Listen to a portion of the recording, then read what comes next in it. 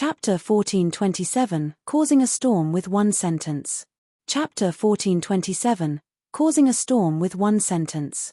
Chapter 1427, Causing a Storm with One Sentence. Snow, have someone compile a report on Crimson Castle for me. To be precise, I want information on the towns the guild controls. The more detail, the better, Shifeng ordered. Detailed information on Crimson Castle's guild towns? Gentle Snow couldn't help her growing confusion. Very quickly, however, she thought of a possibility. Shocked, she asked, Guild leader, do you intend to raid one of their guild towns? Raid one of Crimson Castle's towns? Shifeng shook his head. Chuckling, he said, no. I want to raid them all. If this had happened earlier, Shifeng wouldn't have many options to deal with Crimson Castle. At most, he'd be able to weather a battle of attrition. However, things had changed. Now, he was rich.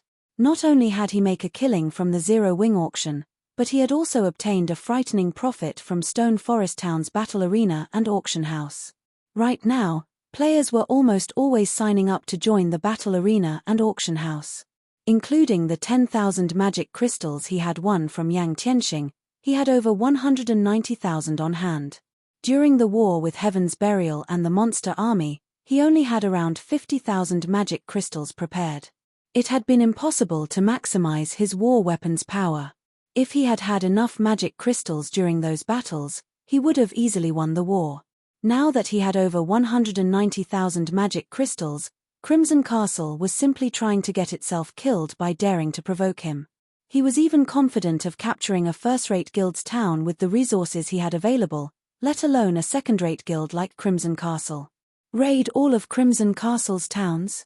Shifeng's declaration shocked everyone in the VIP room. A guild town was vital to a guild's development. Hence, guild towns were generally heavily fortified with static defenses and many players, making them very difficult to capture.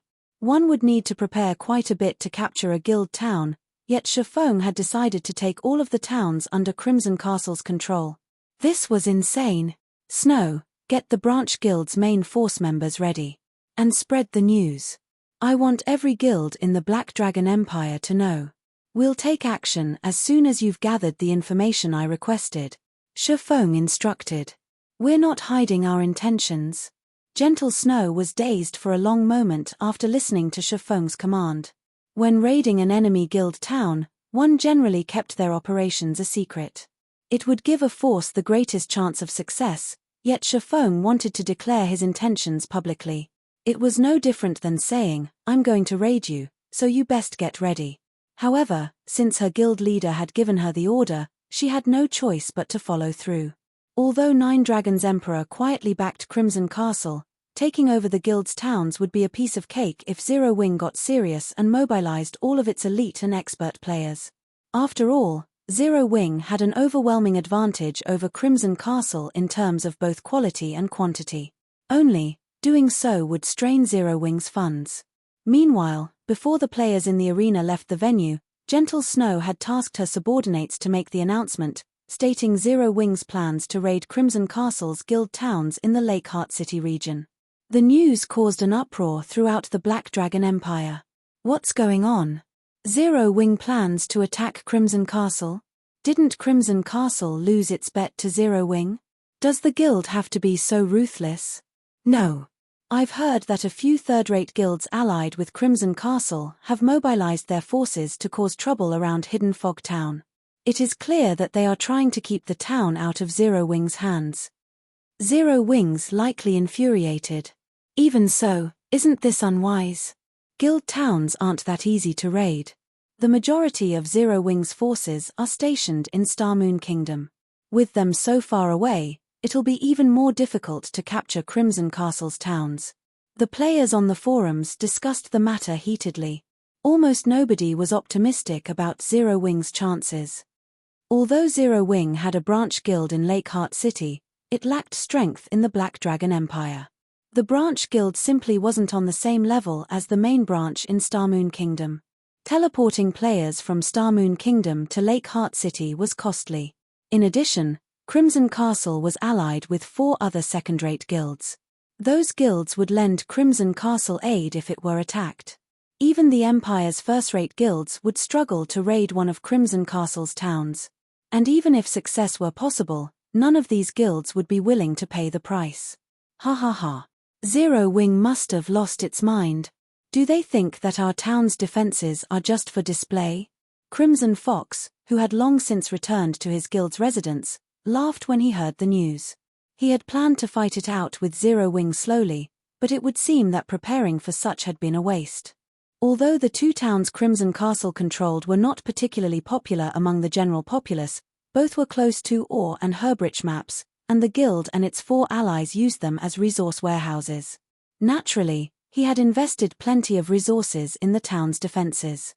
Each town had 8 defense turrets, magic barriers, and other war weapons. Even a 200,000-man elite army wouldn't pose a threat to the towns. Furthermore, the 4 second-rate guilds had constructed temporary guild residences in both. Their members could reinforce the towns at a moment's notice. Even if Zero Wing mobilized all of its elite members, it could never capture their towns. Guild leader, we've just received a message from 9 Dragons Emperor's people. He said that he will send a 200-man expert team to protect both towns. Each team will also have 6 gnome cannons, Lonely Castle reported. 9 Dragons Emperor has also offered to ignore our previous failure, allowing Crimson Castle to remain the 5 guilds leader if we give Zero Wing a good beating. Go to the Dragon Phoenix Pavilion's messengers, and let 9 Dragons Emperor know that he can rest assured. Unless the sun rises from the west, Zero Wing's members should not even think about setting foot in Crimson Castle's towns, much less capture them, Crimson Fox responded confidently. Meanwhile, in the Dragon Phoenix Pavilion's residence in the Black Dragon Empire, Phoenix Rain nearly jumped in surprise when she received the news. She had never expected such insanity from Zero Wing. She immediately contacted Shifeng. Guild leader Black Flame, do you really plan to raid Crimson Castle's guild towns? Phoenix Raid asked seriously. That's right. Shifeng nodded. I beg of you to discard the idea. 9 Dragons Emperor is Crimson Castle's backer. Moreover, he instructed his subordinates to create resource warehouses in both towns. He's already stationed his personal Shadow Dragon Legion in the town's long term, as well, Phoenix Rain explained. The Shadow Dragon Legion was one of the 3 trump card legions under 9 Dragons Emperor's command. Among the 3 legions, Martial Dragon's War Dragon Legion was the strongest. Although the Shadow Dragon Legion's overall strength was weaker than the War Dragon Legion, it was fond of large-scale battles. Hence, 9 Dragons Emperor had sent his men to protect Crimson Castle's 2 towns. Zero Wing had just made a name for itself in the Black Dragon Empire. Before accumulating sufficient strength, it was unwise to raid these 2 towns. The Shadow Dragon Legion? Shifeng had heard of the Legion before. In response, however, he simply chuckled and thanked the woman. Thank you for your warning, Phoenix Pavilion Master. I will be careful. I still have much to tend to, so if there's nothing else, I'll be disconnecting the call now. Saying so, Shifeng ended their conversation. What is this man thinking? When Phoenix Rain had seen Shifeng's calm expression, she wondered if Shifeng actually understood how powerful the Dragon Phoenix Pavilion's trump card legions were. Any superpower's trump card legions could annihilate an elite army of tens of thousands. Furthermore, the Shadow Dragon Legion specialized in large-scale combat. Meanwhile, Gentle Snow finished gathering information on Crimson Castle's guild towns and handed the report to her guild leader. Chapter 1428, Aqua Rose's Class Change. Chapter 1428, Aqua Rose's Class Change. Chapter 1428, Aqua Rose's Class Change. Guild leader, both towns have been heavily fortified. Each town has 8 defense turrets. Normally, each town also has over 15,000 players. Including the other 4 second-rate guilds members, there should be over 20,000 players residing in the towns. Crimson Castle has also employed high-quality NPC guards. Of the 1,000 NPCs in each town, over 60 are Tier 2. Capturing these towns won't be easy. Moreover, as soon as we attack, the other guilds will send reinforcements. Based on our estimates, each town should have over 100,000 players. We'll likely have to use everything Zero Wing has to capture them. Gentle Snow briefly explained the situation in the towns. She had been shocked to learn about their defenses. First-rate guilds' towns usually only had half a dozen or so defense turrets. After all, these defensive structures were expensive to build. Hiring high-tiered NPC guards wasn't cheap either. Generally, a town had a mix of Tier 1 and Tier 0 NPCs. Guilds only hired stronger guards if the town were particularly important. Yet, both of Crimson Castle's towns had impressive defenses. Zero Wing couldn't even strike the weaker town first, using its success to damage Crimson Castle's morale. Good. Instruct both the main force and the Dark God's Legion to set out. Since it's closer to Lake Heart City, we'll target Green Rain Town first, Shifeng said and nodded after glancing through the information. We're only mobilizing our main force and the Dark God's Legion. Gentle Snow was stunned. Was this a joke? Together, Zero Wing's main force and the Dark God's Legion only had over 1,000 members. Even if they were experts, sending 1,000+ players to raid a guild town was reaching for the impossible. Of course. Why would we need so many people just to raid a town? Shifeng asked Gentle Snow curiously. The woman was speechless. They were going to raid a town protected by tens of thousands of players, yet in Shifeng's eyes, they were just heading out to exterminate a bunch of common monsters.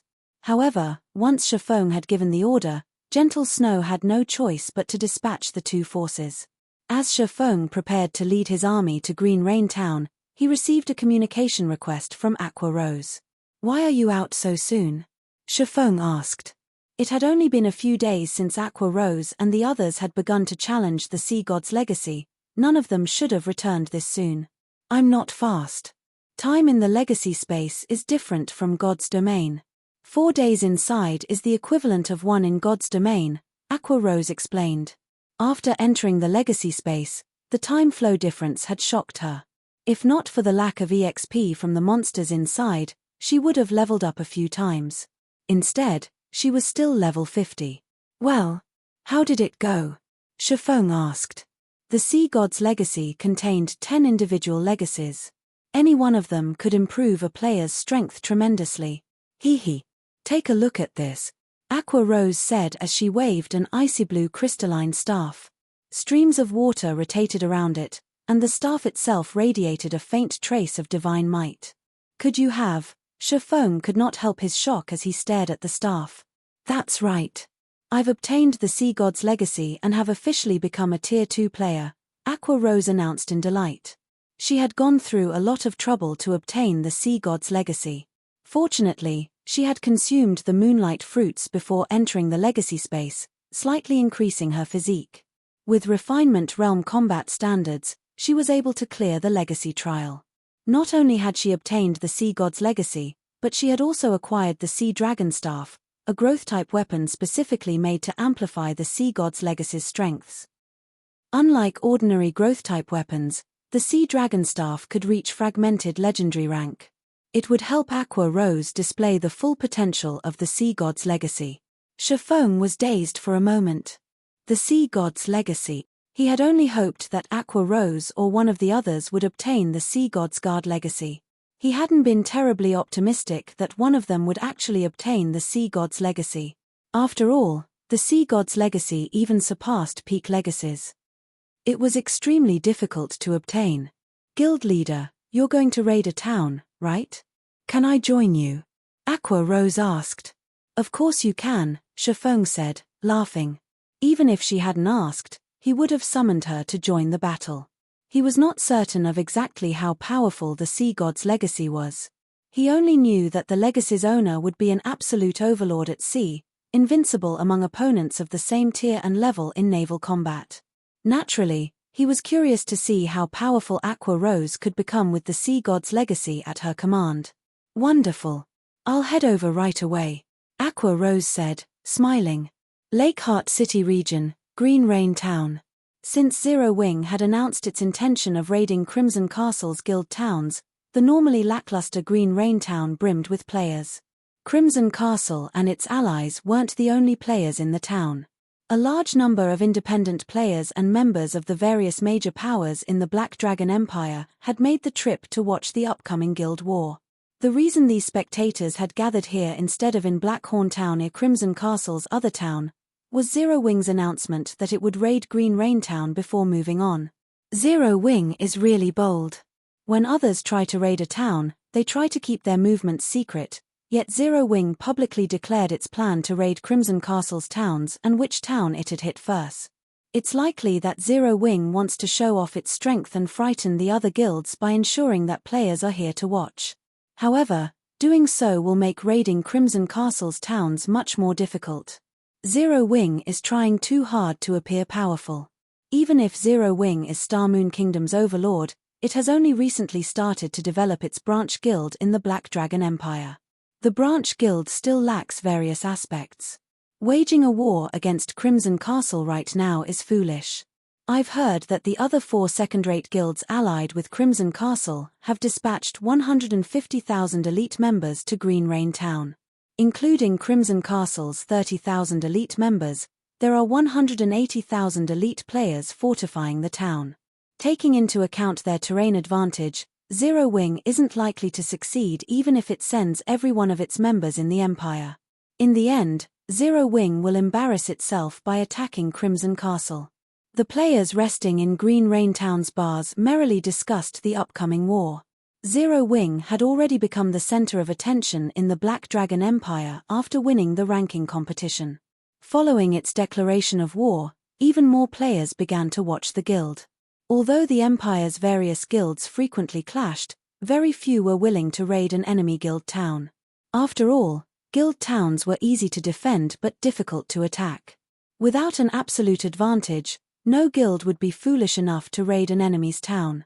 Meanwhile, Crimson Castle and its allies' upper echelons had gathered in a captivating room within the guild's Green Rain Town residence. Guild leader Fox, our guild's members have arrived. They will be at your command, a dignified level 45 shield warrior reported to Crimson Fox, who lounged in the guild leader's throne. If that is not enough, our 4 guilds can still mobilize an additional 60,000 elite members. We'll put Zero Wing through the ringer. Good. As long as we injure the guild and make Nine Dragons Emperor happy, we'll all receive even more resources in the future, Crimson Fox said, smiling.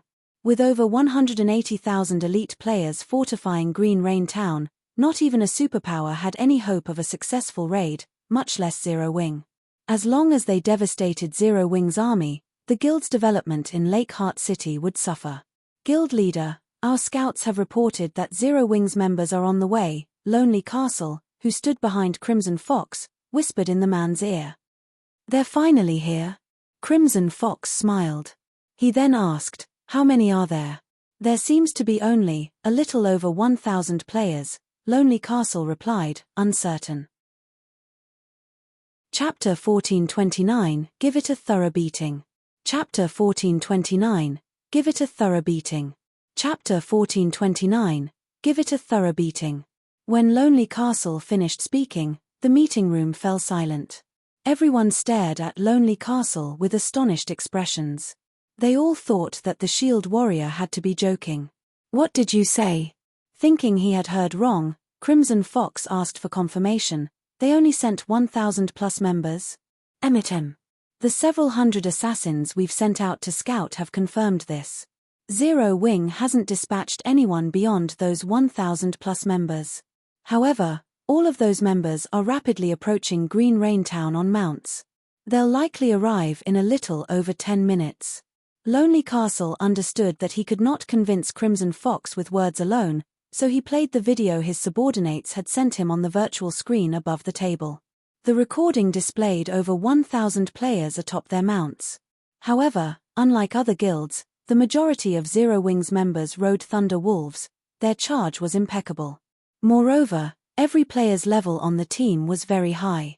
The lowest leveled among them was level 45.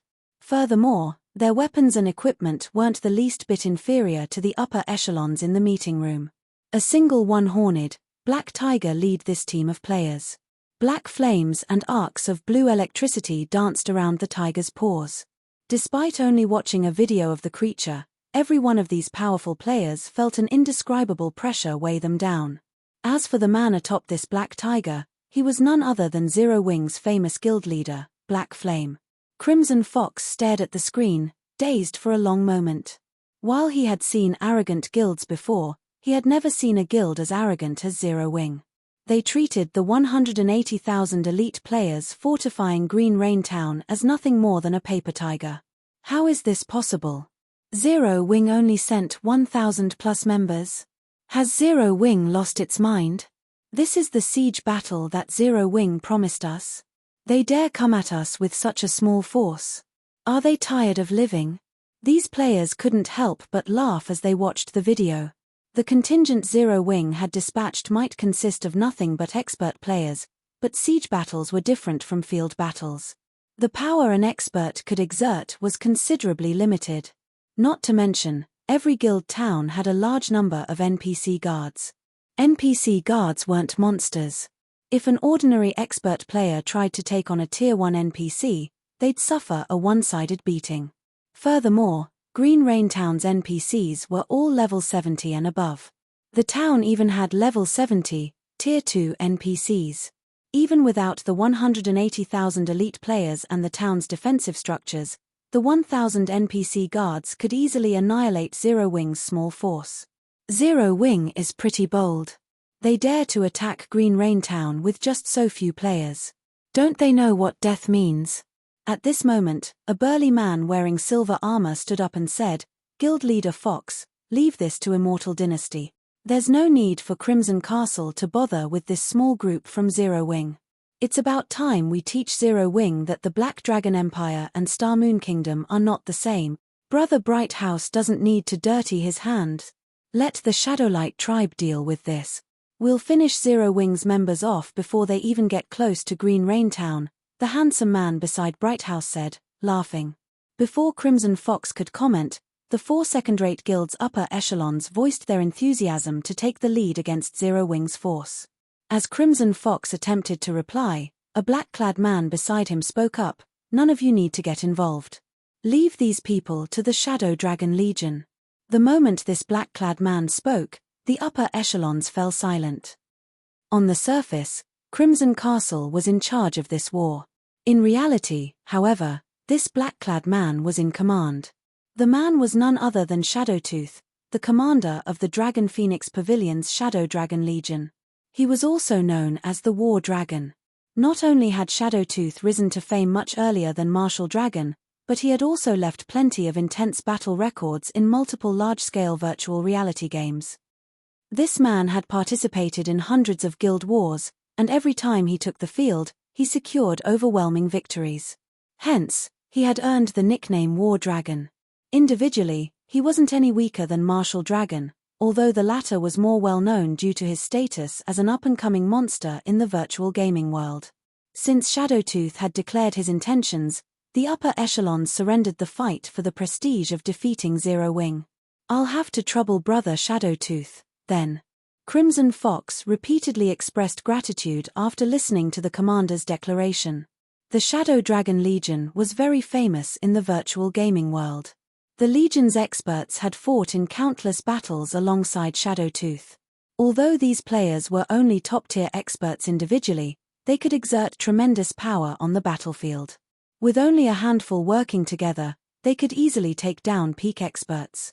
This was also the reason that the virtual gaming world's various superpowers disliked dealing with the 1,000-man Legion.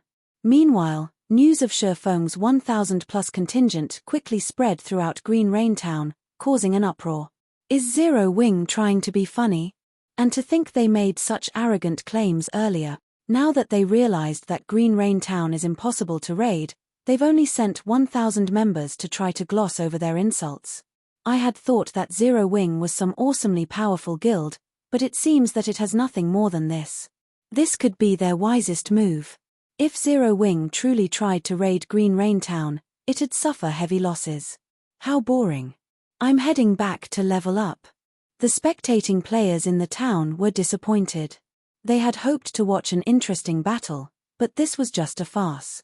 At the same time, Zero Wing lost the prestige it had earned in the Black Dragon Empire. As players prepared to leave Green Rain Town, Shifeng's group reached a hilltop 15,000 yards away. Snow, have the main force members guard the mountain pass below us. Everyone else, secure this area. Do not let anybody reach this position. You have my permission to kill any disobedient players, Shifeng instructed as he gazed down at the distant town. Shifeng's instructions confused his party members. They were still so far away from Green Rain Town. What was the point in securing such a distant location? Once Zero Wing's members spread out and surrounded the hill, Shifeng took 2 intermediate mana pulse cannons and a movement-type defensive magic array from his bag and began to set them up.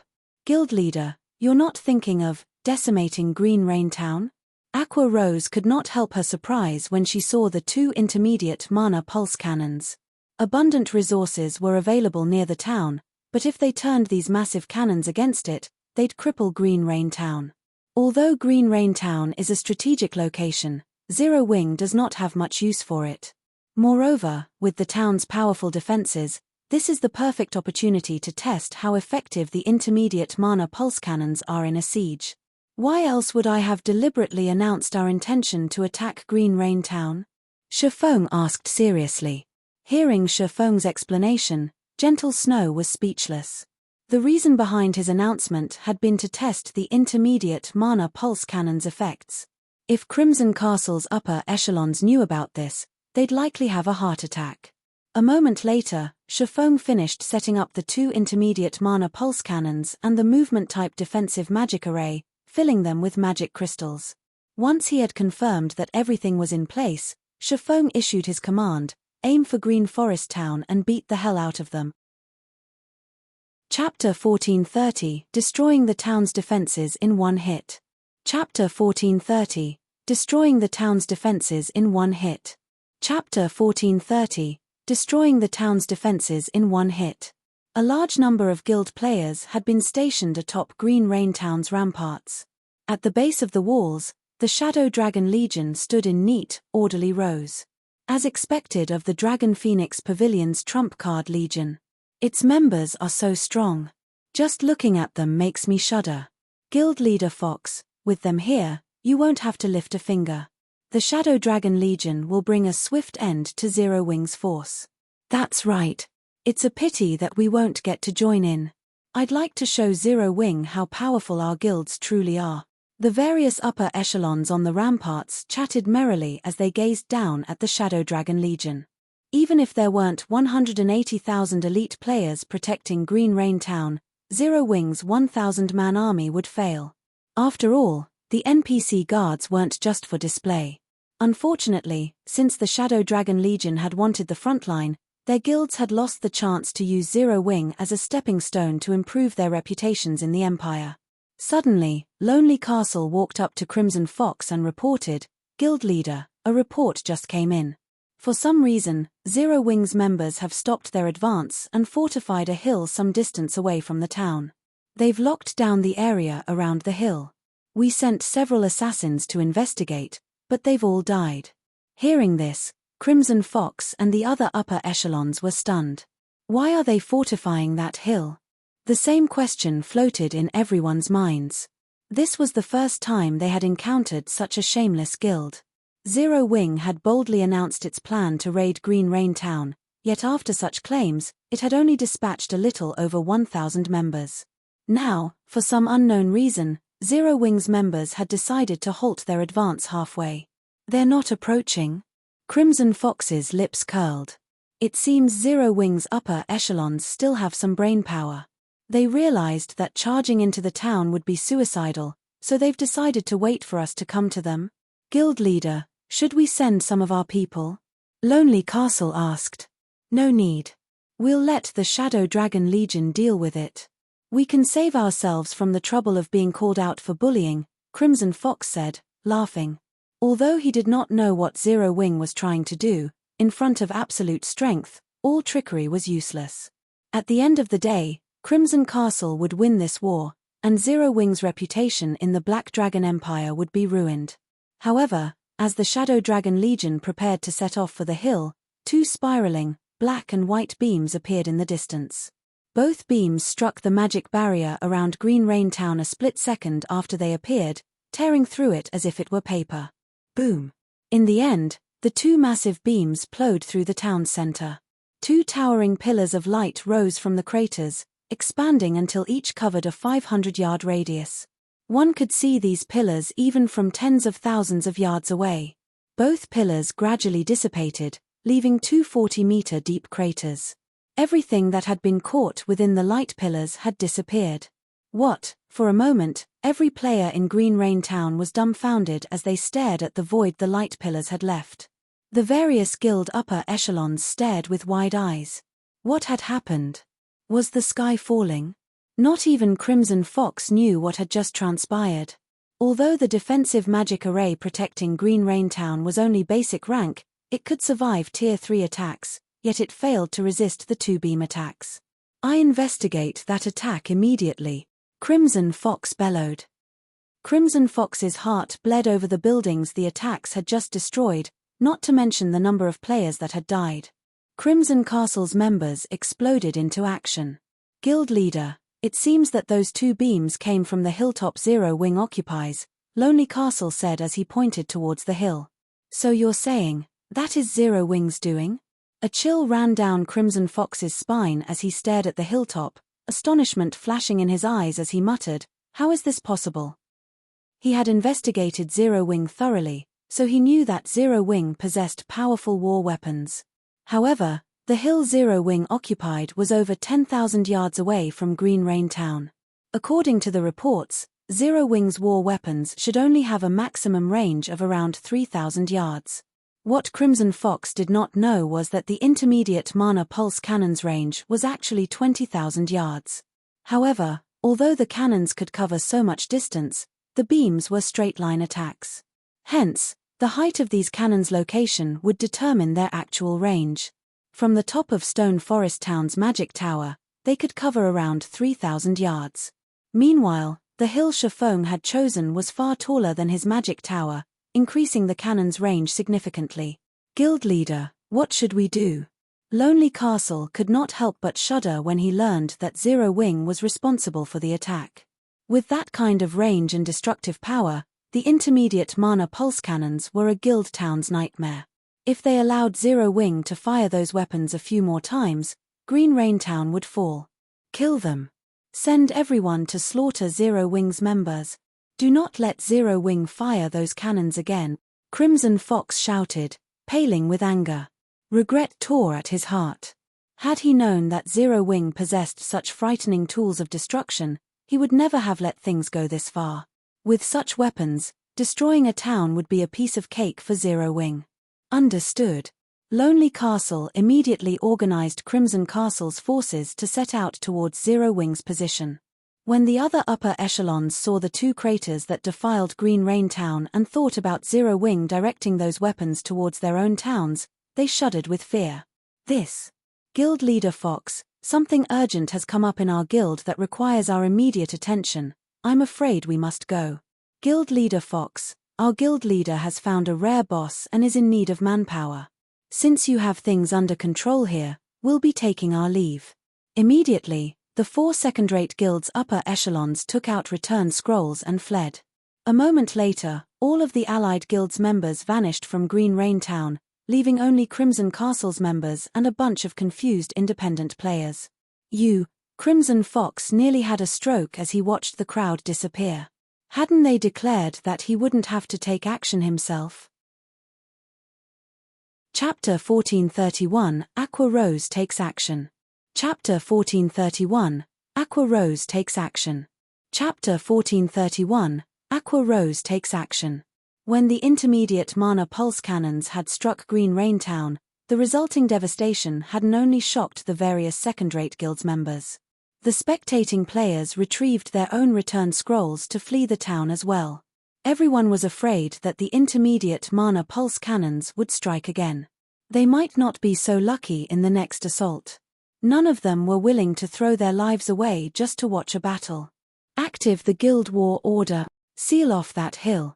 I don't want to see any of Zero Wing's members leave this place alive."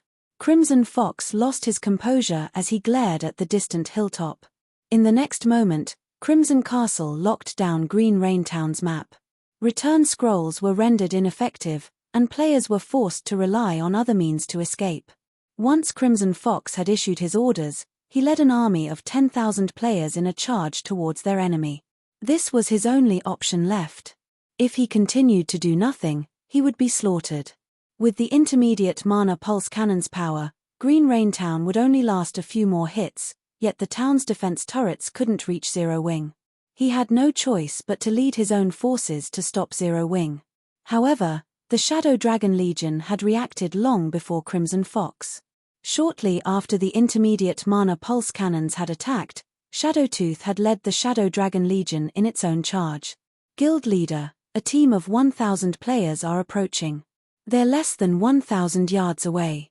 They are very well equipped, and although they aren't wearing a guild emblem, they don't look like independent players. A ranger, Negative Life, reported as he used eagle eyes to scout.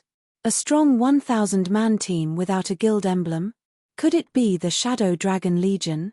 Shifeng suddenly recalled Phoenix Rain's warning. The Shadow Dragon Legion might not be as strong as Nine Dragons Emperor's War Dragon Legion, but it was far more famous.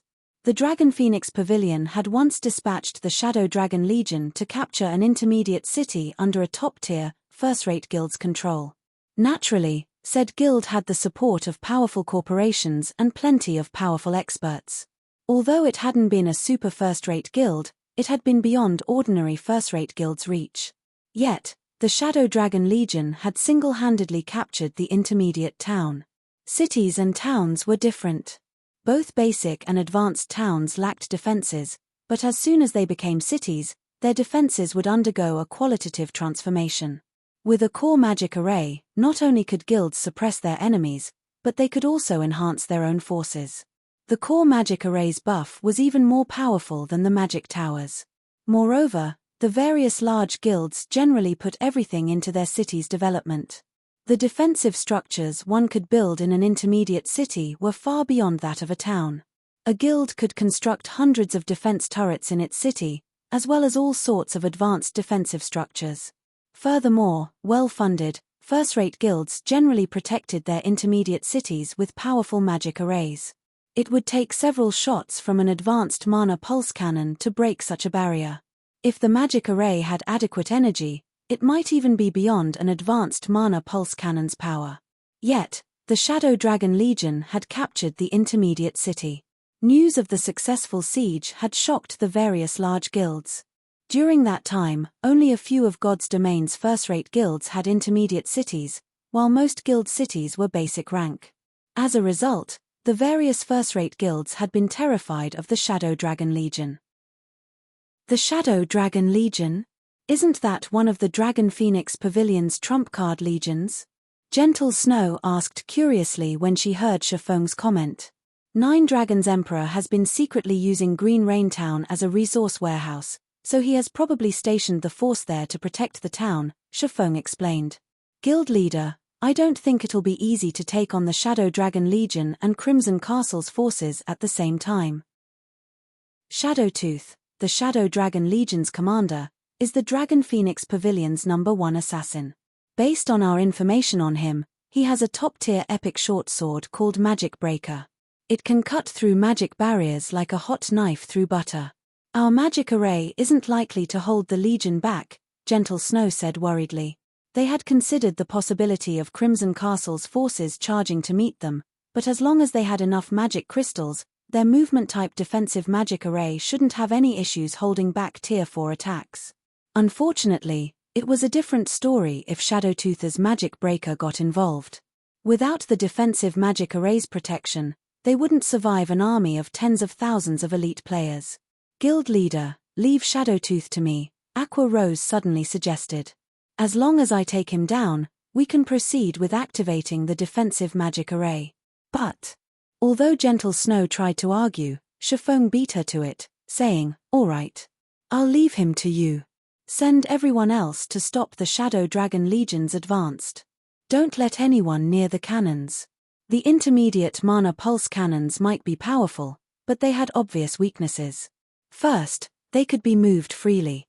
Second, like all war weapons, their defense was paper-thin. Even a Tier 0 player could easily destroy them. Hence, the various large guilds usually avoided using war weapons offensively. Guild leader, this. Shifeng's decision astonished Gentle Snow. Shadowtooth was an old monster with many years of fame. Even Nine Dragons Emperor treated the man with respect. His title as the Dragon Phoenix Pavilion's #1 assassin wasn't just for show, either. Even a peak expert like Yang Tianxing would struggle to survive a handful of moves against Shadowtooth. Yet, Shifeng had just sent Aqua Rose to deal with the assassin alone. She'd be lucky to survive, much less kill the man.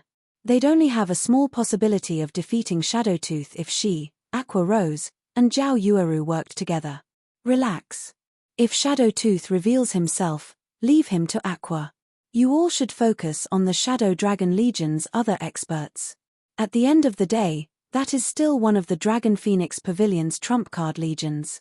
The Force has plenty of refinement realm experts. Even with our berserk skills, we don't have much of an advantage, Shifeng said, chuckling. Not only was Aqua Rose a Tier 2 player now, but she also had the Sea God's legacy. Since she had offered to take on Shadowtooth, she was confident in defeating him. If her victory weren't possible, it wouldn't be too late to send Gentle Snow and Zhao Yueru as reinforcements. Suddenly, Negative Life announced, Guild leader, Crimson Castle has sent an army of over 10,000 players. The Shadow Dragon Legion's members are also spreading out. By the looks of it, they plan to split into 4 groups. They sure reacted quickly. Alright, let's fire a round at Crimson Castle's members first, Shifeng ordered when he noticed the intermediate mana pulse cannon's cooldown coming to an end. Aqua, Snow, Yueru, Negative, lead teams of 200 players and intercept the Shadow Dragon Legion. It's about time we teach this legion that Zero Wings shouldn't be provoked. Understood. Zero Wings members couldn't help their growing excitement. Fighting a trump card legion from a super first-rate guild would be far more fun than fighting a bunch of elite players. The Shadow Dragon Legion soon reached the foot of the hill after splitting into 4 groups. In the next moment, a black-clad man dashed ahead of the groups towards the magic barrier protecting the hill. Upon reaching his target, the man swung the dull grey short sword at the barrier. Peng! Instantly, he shattered the movement-type defensive magic array, the stored energy within dissipating. In addition, the magic array was forced into a 5-minute cooldown.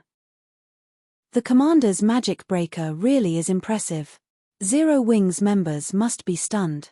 Not only will they die here, but will also claim their 2 war weapons. As the Shadow Dragon Legion members discussed the vanishing barrier, a mesmerizing beauty appeared on the opposite side. This woman stood alone on the path leading up the hill. She wielded a dark blue crystal staff and radiated an incredible aura. This woman was none other than Aqua Rose.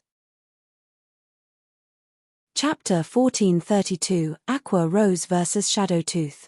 Chapter 1432, Aqua Rose vs Shadowtooth. Chapter 1432, Aqua Rose vs Shadowtooth. Is she from Zero Wing? She dares to come alone. She must be tired of living in this world. The Shadow Dragon Legion members revealed wicked smiles when they saw Aqua Rose on the hillside path. There were over 200 players in their group, and any one of these players would be the strongest expert in a normal, large guild. Yet, Aqua Rose thought she could hold them off on her own. In their opinion, such an action was foolish and suicidal. We don't have time to waste. A few of you go and finish her off. Everyone else, get to the hilltop. We must get our hands on those war weapons, Shadowtooth shouted as he stared at Aqua Rose. Although she radiated an intense aura, a party from the Shadow Dragon Legion would be more than enough to deal with her. Understood. As soon as Shadowtooth issued his command, a 6-man party split away from the group and dashed towards Aqua Rose. This party consisted of an MT, 1 healer, and 4 DPS. The level 45 shield warrior leading the party used charge at Aqua Rose. A moment after the shield warrior activated his skill, the berserker used charge as well. At the same time, the cleric cast a truth shield and minor recovery on the shield warrior, while 2 magical class experts and 1 ranger attacked Aqua Rose from a distance, aiming to cut off her path of retreat. In seconds, 3 different attack methods closed in on Aqua Rose. The 6 Shadow Dragon Legion members' coordination and timing were even beyond most expert parties. However, Aqua Rose showed no intentions of fleeing. Instead, she lightly tapped the butt of her staff on the ground. Immediately, a wall of water rose up before her. The water wall continued to grow taller, and soon, an 8-meter-tall wave protected Aqua Rose. This tidal wave then surged to meet the approaching Shield Warrior and Berserker. The tidal wave had enough range that it blocked the incoming ranged attacks from the enemy rear.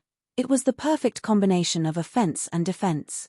Meanwhile, the Shield Warrior and Berserker were too close to the tidal wave's origin to dodge in time, and the massive wave devoured them both. After the tidal wave passed, the Berserker, who had close to 40,000 HP, transformed into particles of white light and disappeared from the battlefield, a piece of equipment taking his place. As for the Shield Warrior, due to his quick reactions and activating Shield Wall in time, he survived Aqua Rose's attack. However, less than 1/3 of his HP remained. Moreover, this was after Truth Shield had absorbed part of the attack's damage. Just how high is her magic damage? The magical class players were astonished as they stared at the surviving Shield Warrior. It was obvious that the tidal wave had been the result of a channeled spell.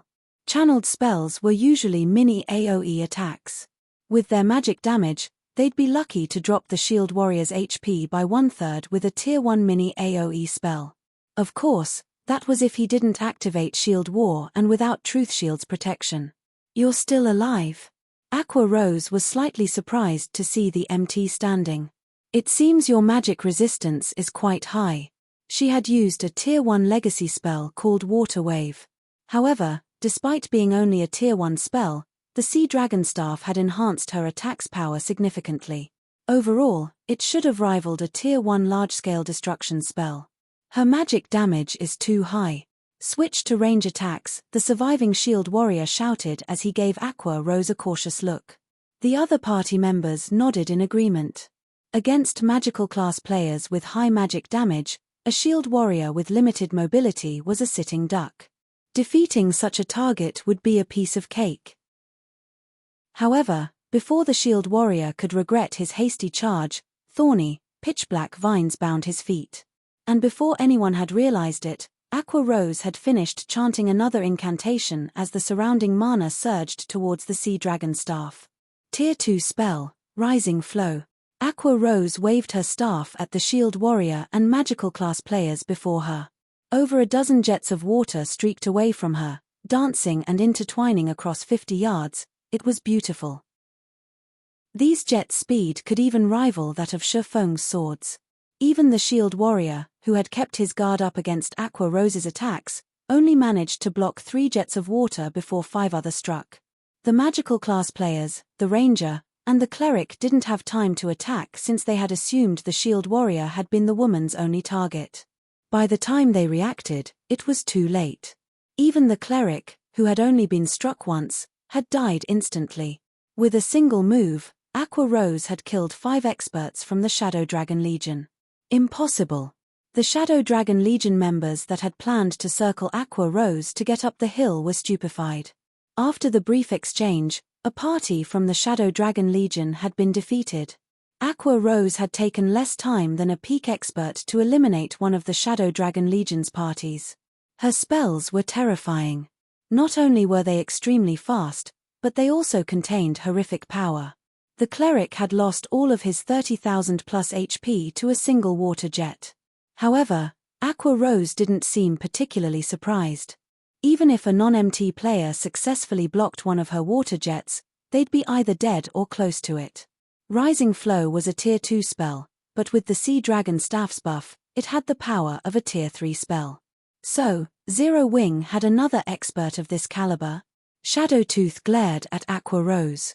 A moment later, he revealed a playful smile as he muttered, "It's no wonder why she dared to block our path by herself. I guess I can play with you for a bit." The hillside path was very narrow, making it easily defensible. And with such powerful spells, they'd be little more than moving targets for the woman if they charged up the path. If they took an alternative route, climbing the hill's steep slopes, they'd still be targets. Only, rather than Aqua Rose, the entirety of Zero Wing's forces would use them as target practice. Hence, if they wanted to ascend this hill, they had to defeat Aqua Roselle. Suddenly, Shadowtooth vanished. He then began to approach the woman. Although Shadowtooth didn't have Yang Tianxing's true orb, a domain realm expert like him knew his environment like the back of his hand. Not only could he move quickly, but he could also prevent others from noticing his presence. Only players with active observation or perception skills could catch a glimpse of him. However, whether or not the opponent discovered his presence didn't make a difference to an expert of Shadowtooth's caliber. He was simply too fast. He was extremely difficult to pin down with ranged attacks. Indeed, while Aqua Rose had detected the assassin, none of her spells found their target. It was as if Shadowtooth had grasped her spell's trajectory long before she had launched them, always moving out of their paths. Sure enough, the Dragon Phoenix Pavilion's number 1 assassin is truly powerful. Although Aqua Rose was double speed casting, she couldn't hinder Shadowtooth's approach. Despite predicting the assassin's movements thanks to her enhanced physique, Shadowtooth predicted hers as well. As a result, she could only watch as the enemy assassin closed in on her. Aqua Rose hadn't expected to encounter such a situation so soon after obtaining the Sea God's legacy. She controlled over a dozen projectile attacks, yet she couldn't hit her target. If she allowed Shadowtooth to come within melee range, she was dead meat. When Shadowtooth was only 20 yards away, he used Shadow Steps and appeared behind Aqua Rose. His magic breaker left an arc of grey light as it descended on the Cursemancer. Suddenly, Aqua Rose shouted, "Bloom! Aqua Precinct!" Chapter 1433 Overwhelming Power. Chapter 1433 Overwhelming Power. Chapter 1433 Overwhelming Power. Just before Shadowtooth's magic breaker bit into Aqua Rose's back, layers of water began to peel away from the woman like a blooming lotus flower. When magic breaker encountered the flower petals, not only did its advanced halt, but it also bounced off. She blocked it. Shadowtooth was slightly surprised to see the water curtain before him. Magic breaker was designed to do just that, destroy magic barriers. It also weakened spells by 50%. Even an elementalist's strongest Tier 1 defensive spell, Frost Barrier, would only last one hit against his weapon. Yet, when he slashed at the thin layer of water, it felt as if he had hit rubber. He couldn't pierce the water curtain no matter how hard he tried. With Aqua Rose in the center, the spell formed a pool of water with a 70-yard radius. Although the water was only knee-deep, Shadowtooth could feel it restricting his movements. Although he struggled, he couldn't adapt to the watery environment. It was as if the pool rejected his existence. Not only did his basic attributes immediately decrease by 30%, but his physique also visibly weakened. This move was none other than Aqua Precinct, a Tier 2 legacy domain spell Aqua Rose had learned. However, since she was using the spell on land, it couldn't display its full potential. Even so, the spell would reduce all enemies' basic attributes by 30%, physique by 20%, and movement speed by 30%. However, the truly impressive effect wasn't its ability to weaken enemies. Rather, it was perfectly suited to both offense and defense. Unlike Ice Wall or Frost Barrier, which required incantations, Aqua Rose could easily form a maximum of 3 water curtains to protect herself with just a thought. Each water curtain had the properties of a Tier 2 defensive spell. With all 3 layers, the water curtains could even block Tier 3 spells. Aqua Precinct's offensive capabilities were even more impressive. Although the attacks weren't AoEs, Aqua Rose could control a maximum of 12 water snakes to strike her opponents. Each water snake's strength was the equivalent of 140% of the caster's intelligence. Let's take this fight seriously. Standing on the water's surface, Aqua Rose smiled at Shadowtooth. As she spoke, 12 8-meter-long water snakes manifested around the caster. From afar, it looked as if Shadowtooth were facing 12 great lords. Aqua Rose's intelligence attribute had already been extremely high, but after obtaining the Sea God's Legacy and the Sea Dragon Staff, each of her water snakes possessed strength on par with a great lord of the same level. Moreover, unlike a great lord, the water snakes didn't have HP. As long as Aqua Rose was alive and her Aqua Precinct was in place, they would fight. If this were a naval battle, the 12 water snakes would have double the strength. Even a Tier 2 player with an active Berserk skill would struggle to defeat one. Impossible? What kind of spell is that? Just who is she?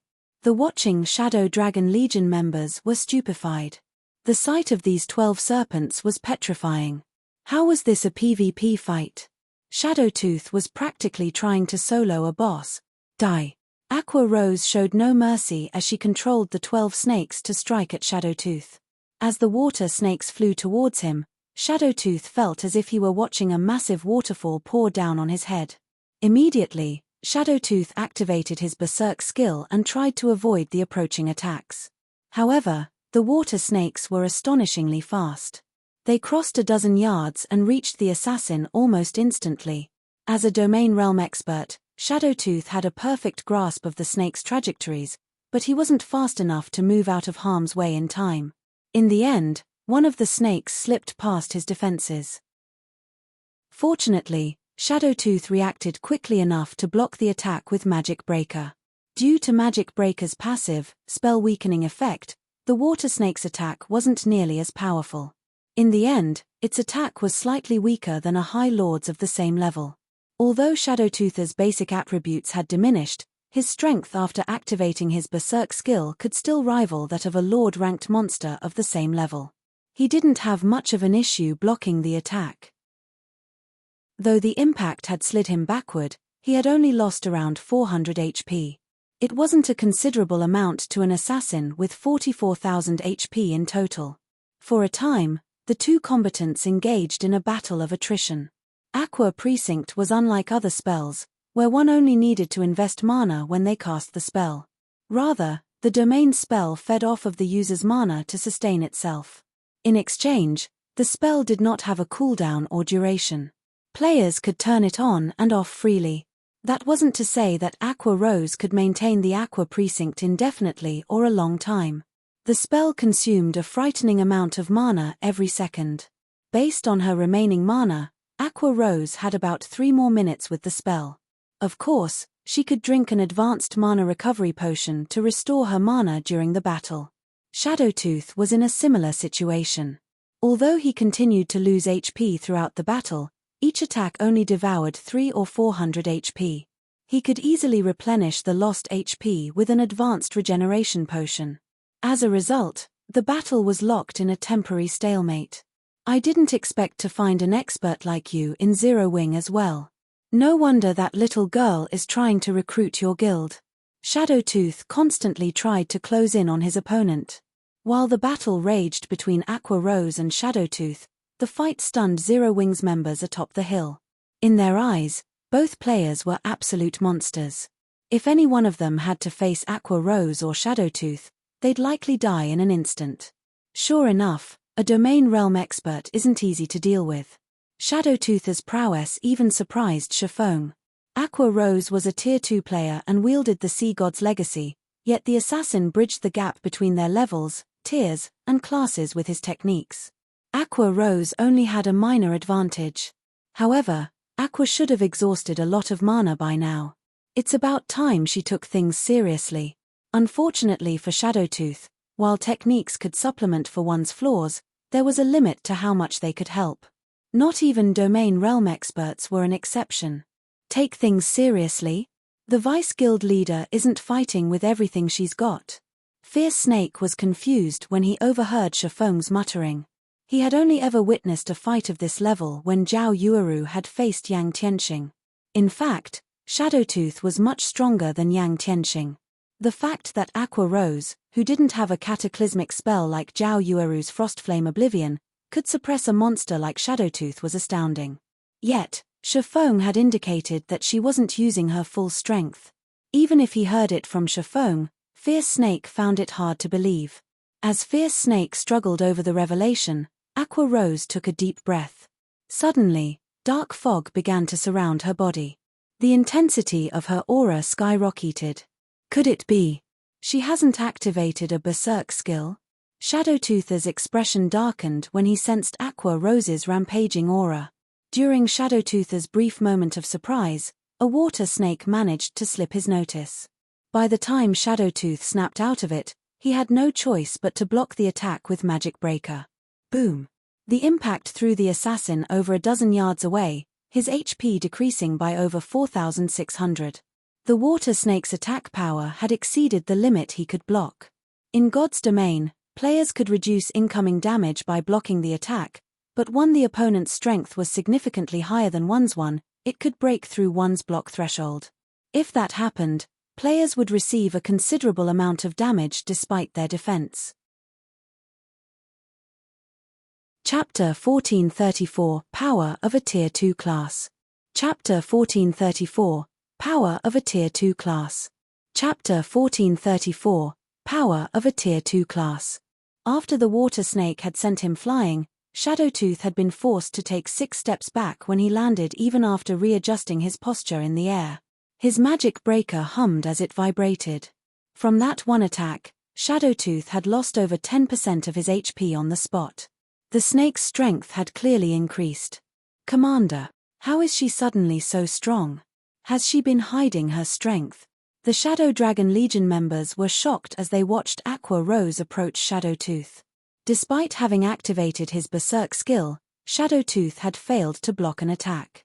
If they told the other members from the Dragon Phoenix Pavilion, they'd be called raving lunatics. Yet, it had just happened. Is this the difference between tiers? Gentle Snow was slightly surprised to see Shadowtooth in such a miserable state.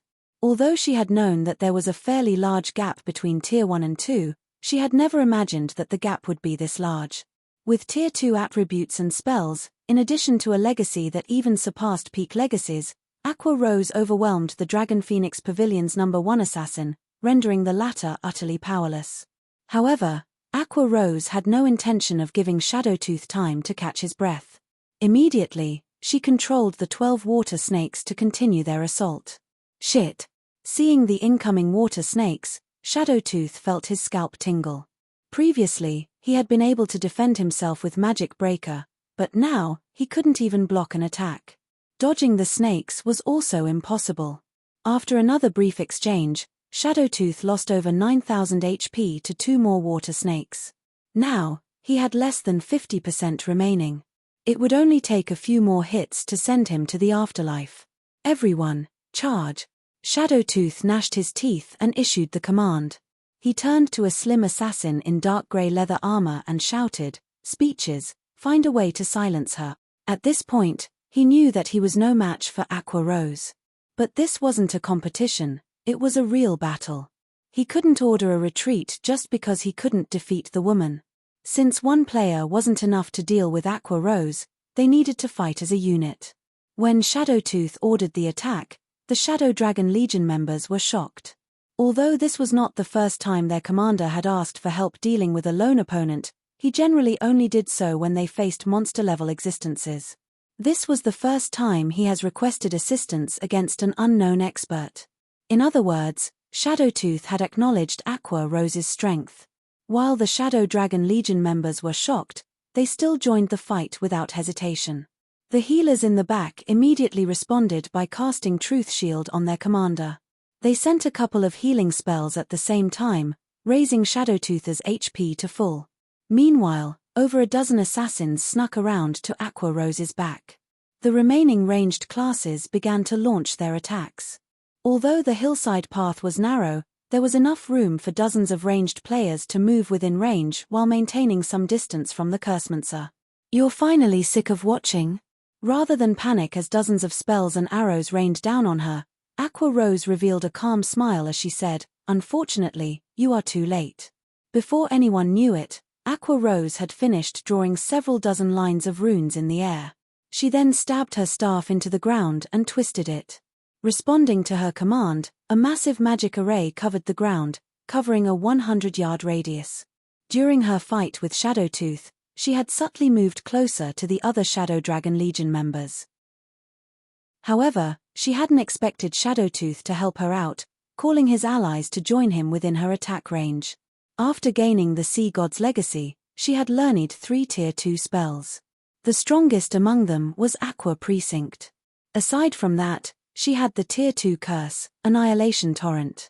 With the Sea Dragon Staff's buff, Annihilation Torrent could rival a Tier 3 large-scale destruction spell. Crap. Everyone, retreat.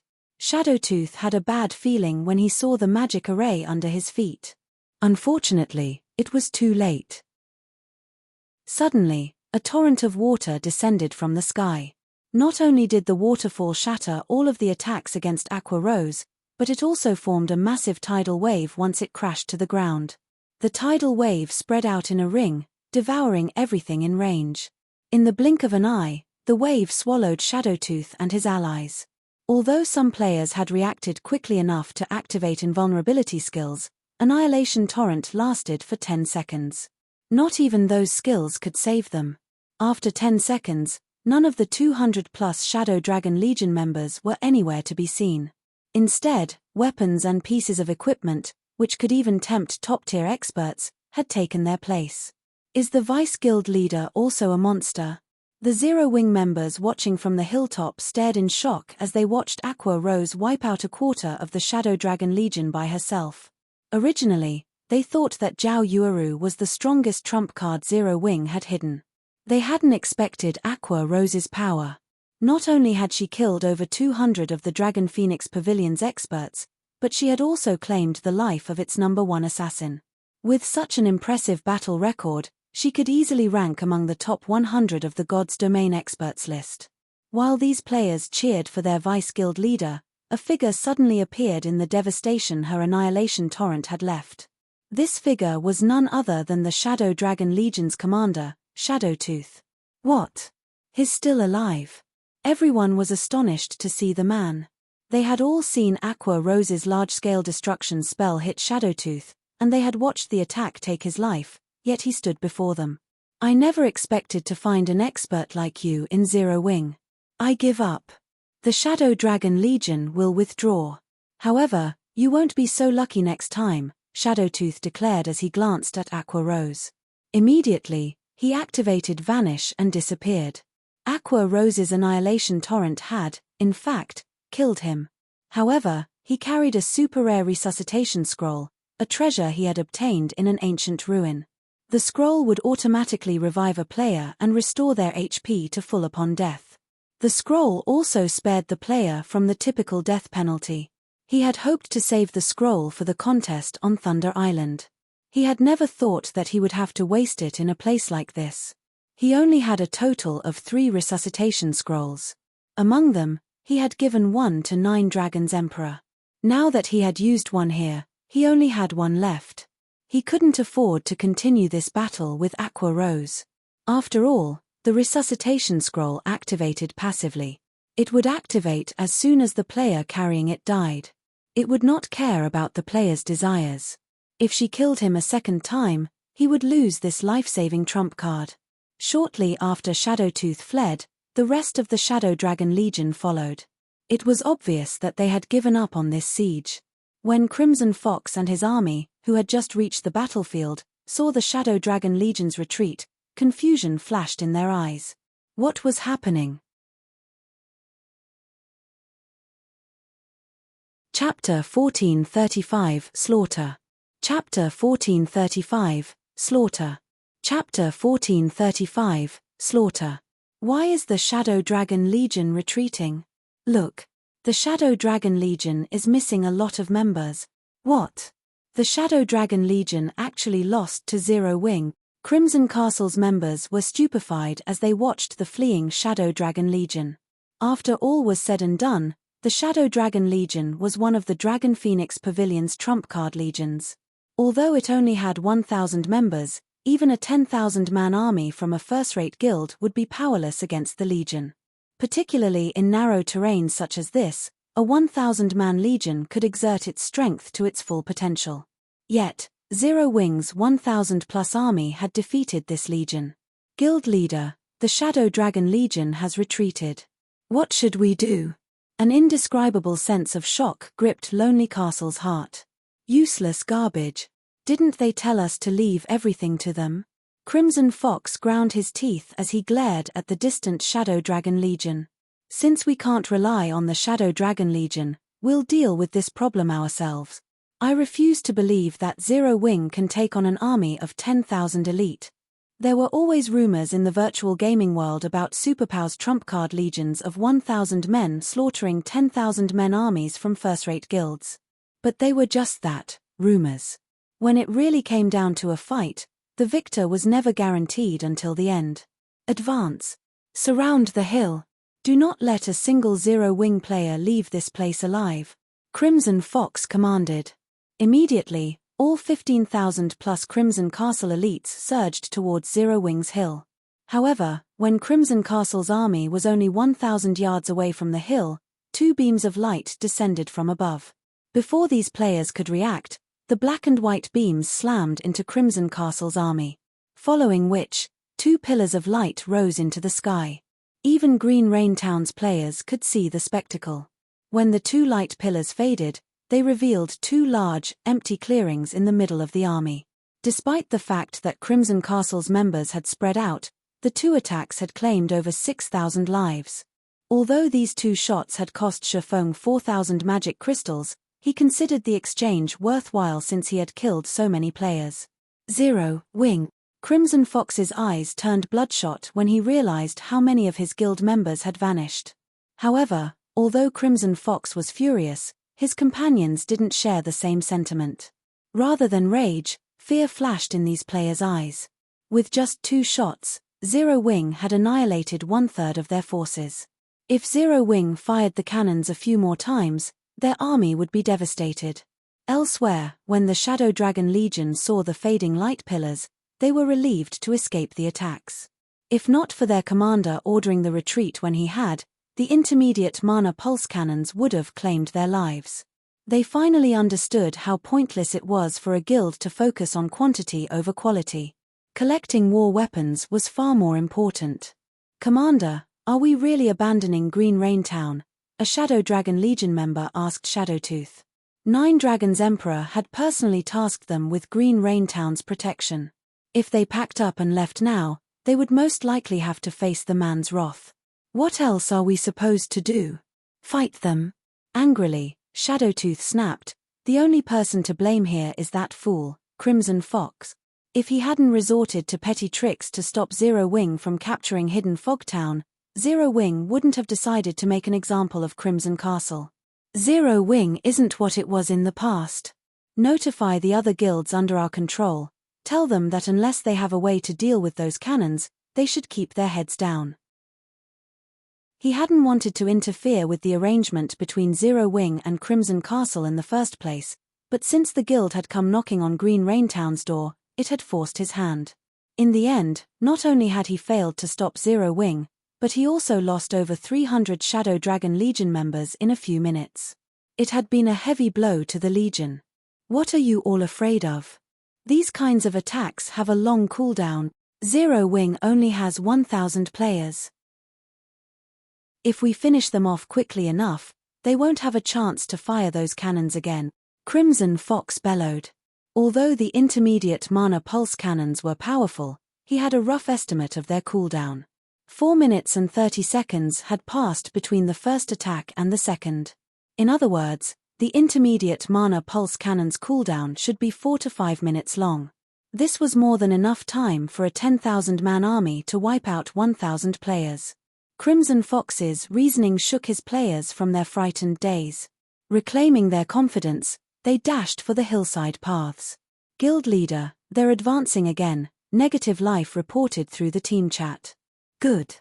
Everyone, maintain your positions. Hold the enemy off for as long as possible." Crimson Fox's determination didn't particularly surprise Shifeng. The man had no more paths of retreat.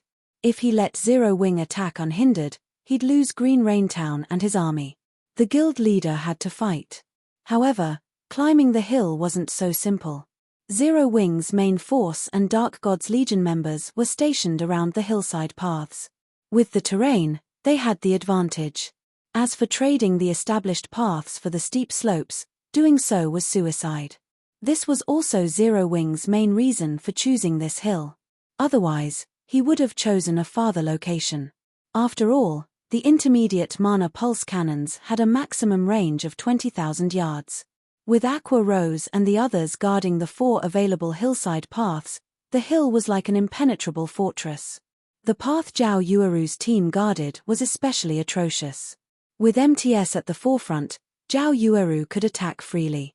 Even when Crimson Castle's MTS activated their life-saving skills, receiving all sorts of damage absorption buffs, the Flame Witch's powerful fire-type spells killed them instantly, giving Crimson Castle's healers no time to help their companions. With each volley, Zhao Yueru claimed 2 or 3 dozen lives. All Crimson Castle's members could do at this point was trade blow for blow. However, both Zero Wing's main force and the Dark God's Legion had consumed Sea God's blessings, increasing all of their resistances by 100 points. With their inherent defense and magic resistance, they didn't even lose more than 4,000 HP from a direct hit. Furthermore, the MTS blocked the majority of the incoming attacks with their shields. The blocked attacks were lucky to deal over -100 damage to Zero Wing's MTS. Meanwhile, Gentle Snow fought like a literal war goddess as she faced Crimson Castle's members. After receiving a truth shield from one of the clerics in the rear, she dashed into the group of MTS on her path and started a massacre. With Whirlwind Slash, she sent over a dozen MTS flying. Although Crimson Castle's ranged players tried to bombard the Snow Goddess, she dodged the majority of their attacks. Even if she failed to dodge an attack, none of them dealt more than -2,000 damage thanks to her 7 Luminaries battle army and the Sea God's blessing. After activating 7 Luminaries' domain, she was even more of a juggernaut.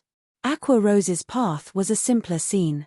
The 12 water snakes she summoned with Aqua Precinct were practically invincible. No matter how many Crimson Castle members came at her, she sent them all flying. Her mana was the only problem, but the guild's oracles and druids easily solved the problem, supporting Aqua Rose by replenishing her mana. Including the advanced mana recovery potions, she should have no problems maintaining Aqua Precinct until the intermediate mana pulse cannon's cooldown completed. Time passed very quickly.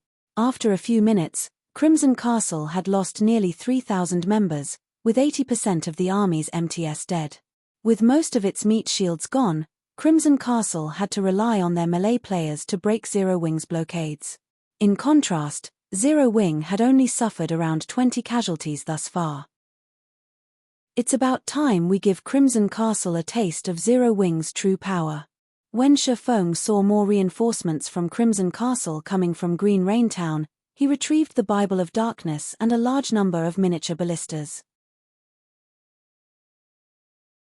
Chapter 1436, Everlasting Moment. Chapter 1436, Everlasting Moment.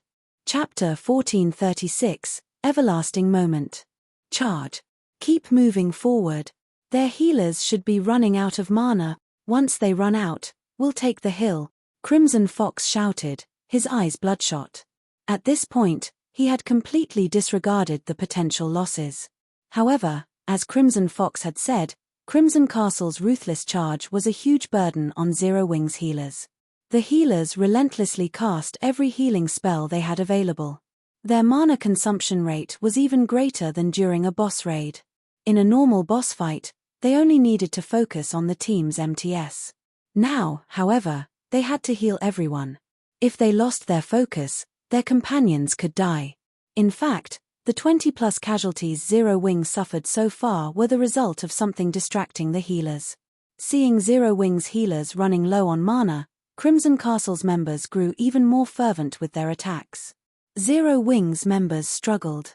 Fighting 10,000 pigs would be a challenge, not to mention 10,000 players with skills.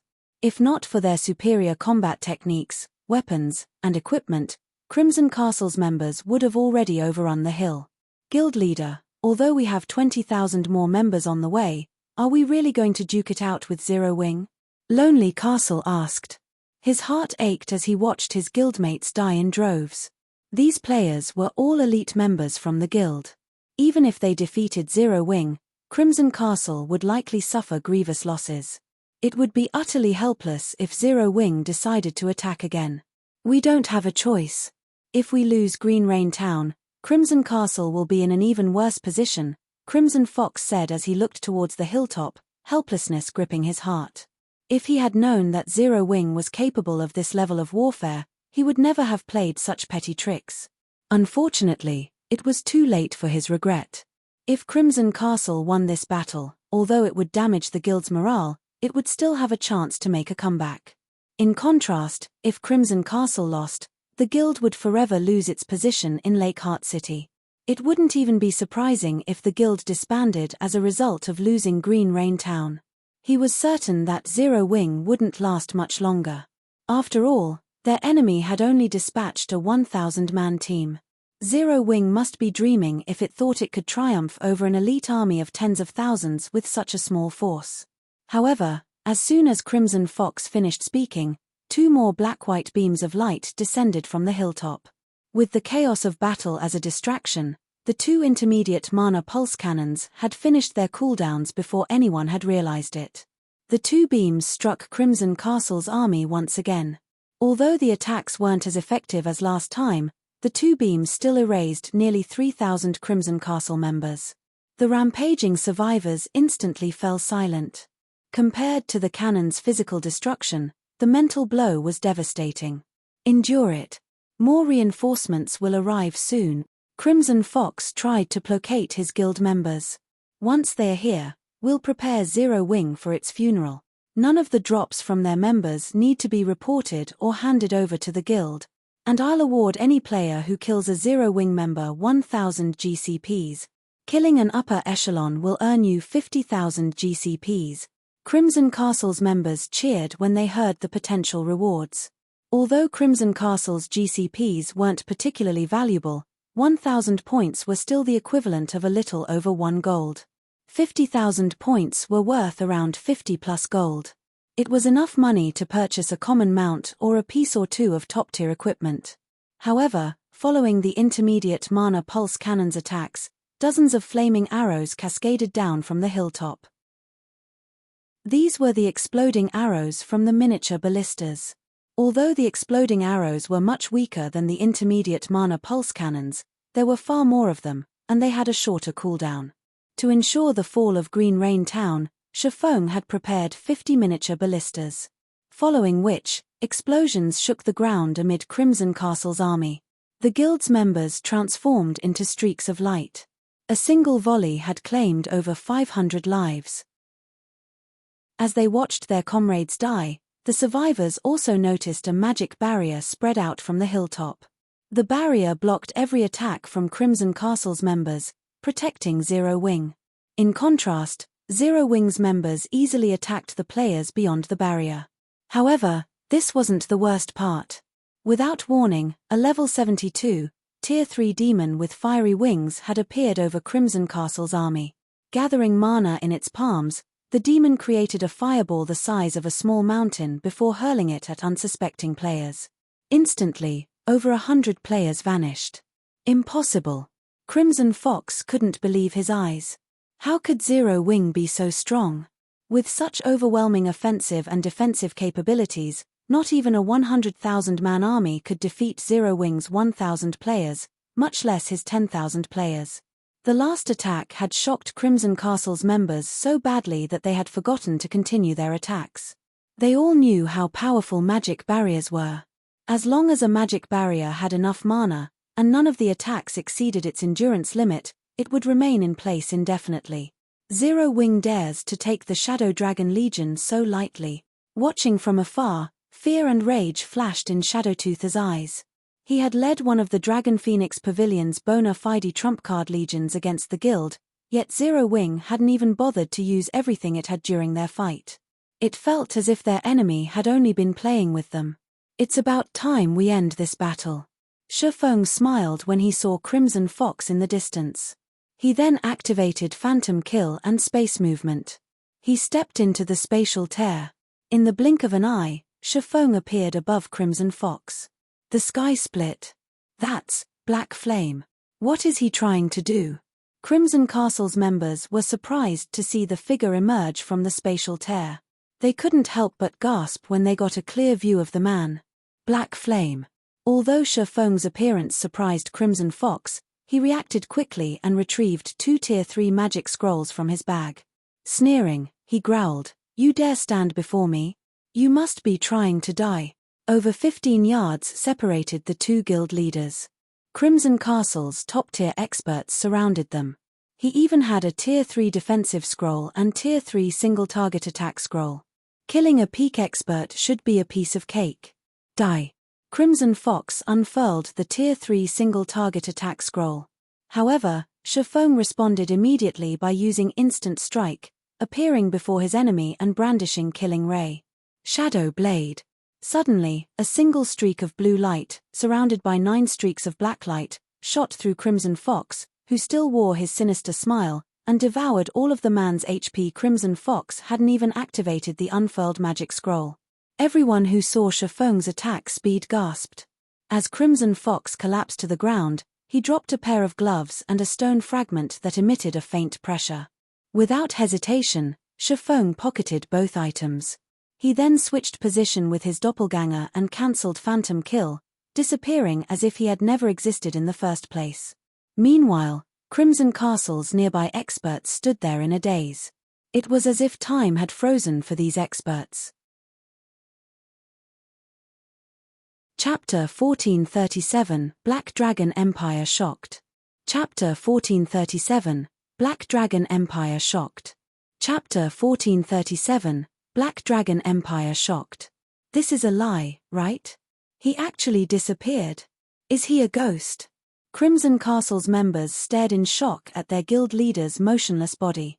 Everything had happened too quickly. Shifeng had appeared and taken Crimson Fox's life before anyone had realized it. He then vanished without a trace.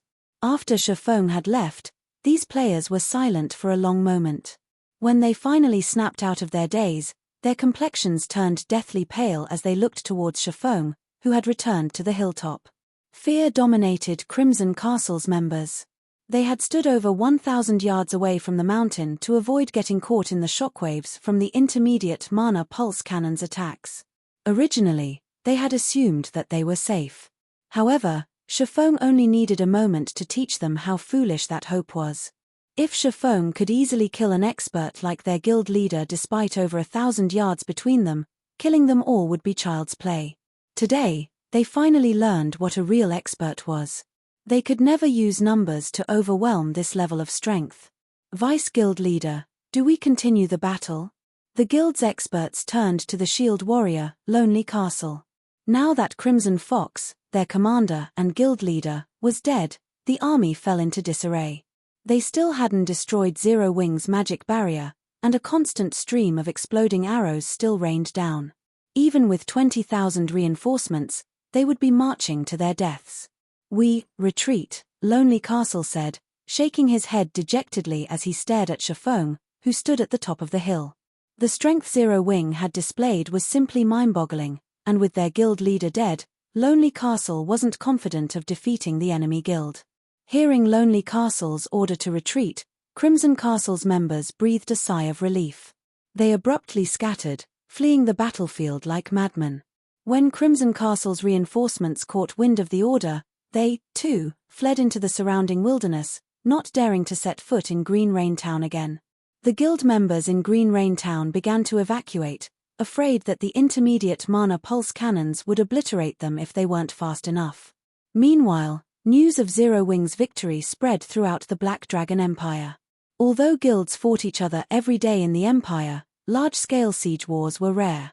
After all, no guild wanted to lose an advantage. These guilds avoided all-out wars unless absolutely necessary.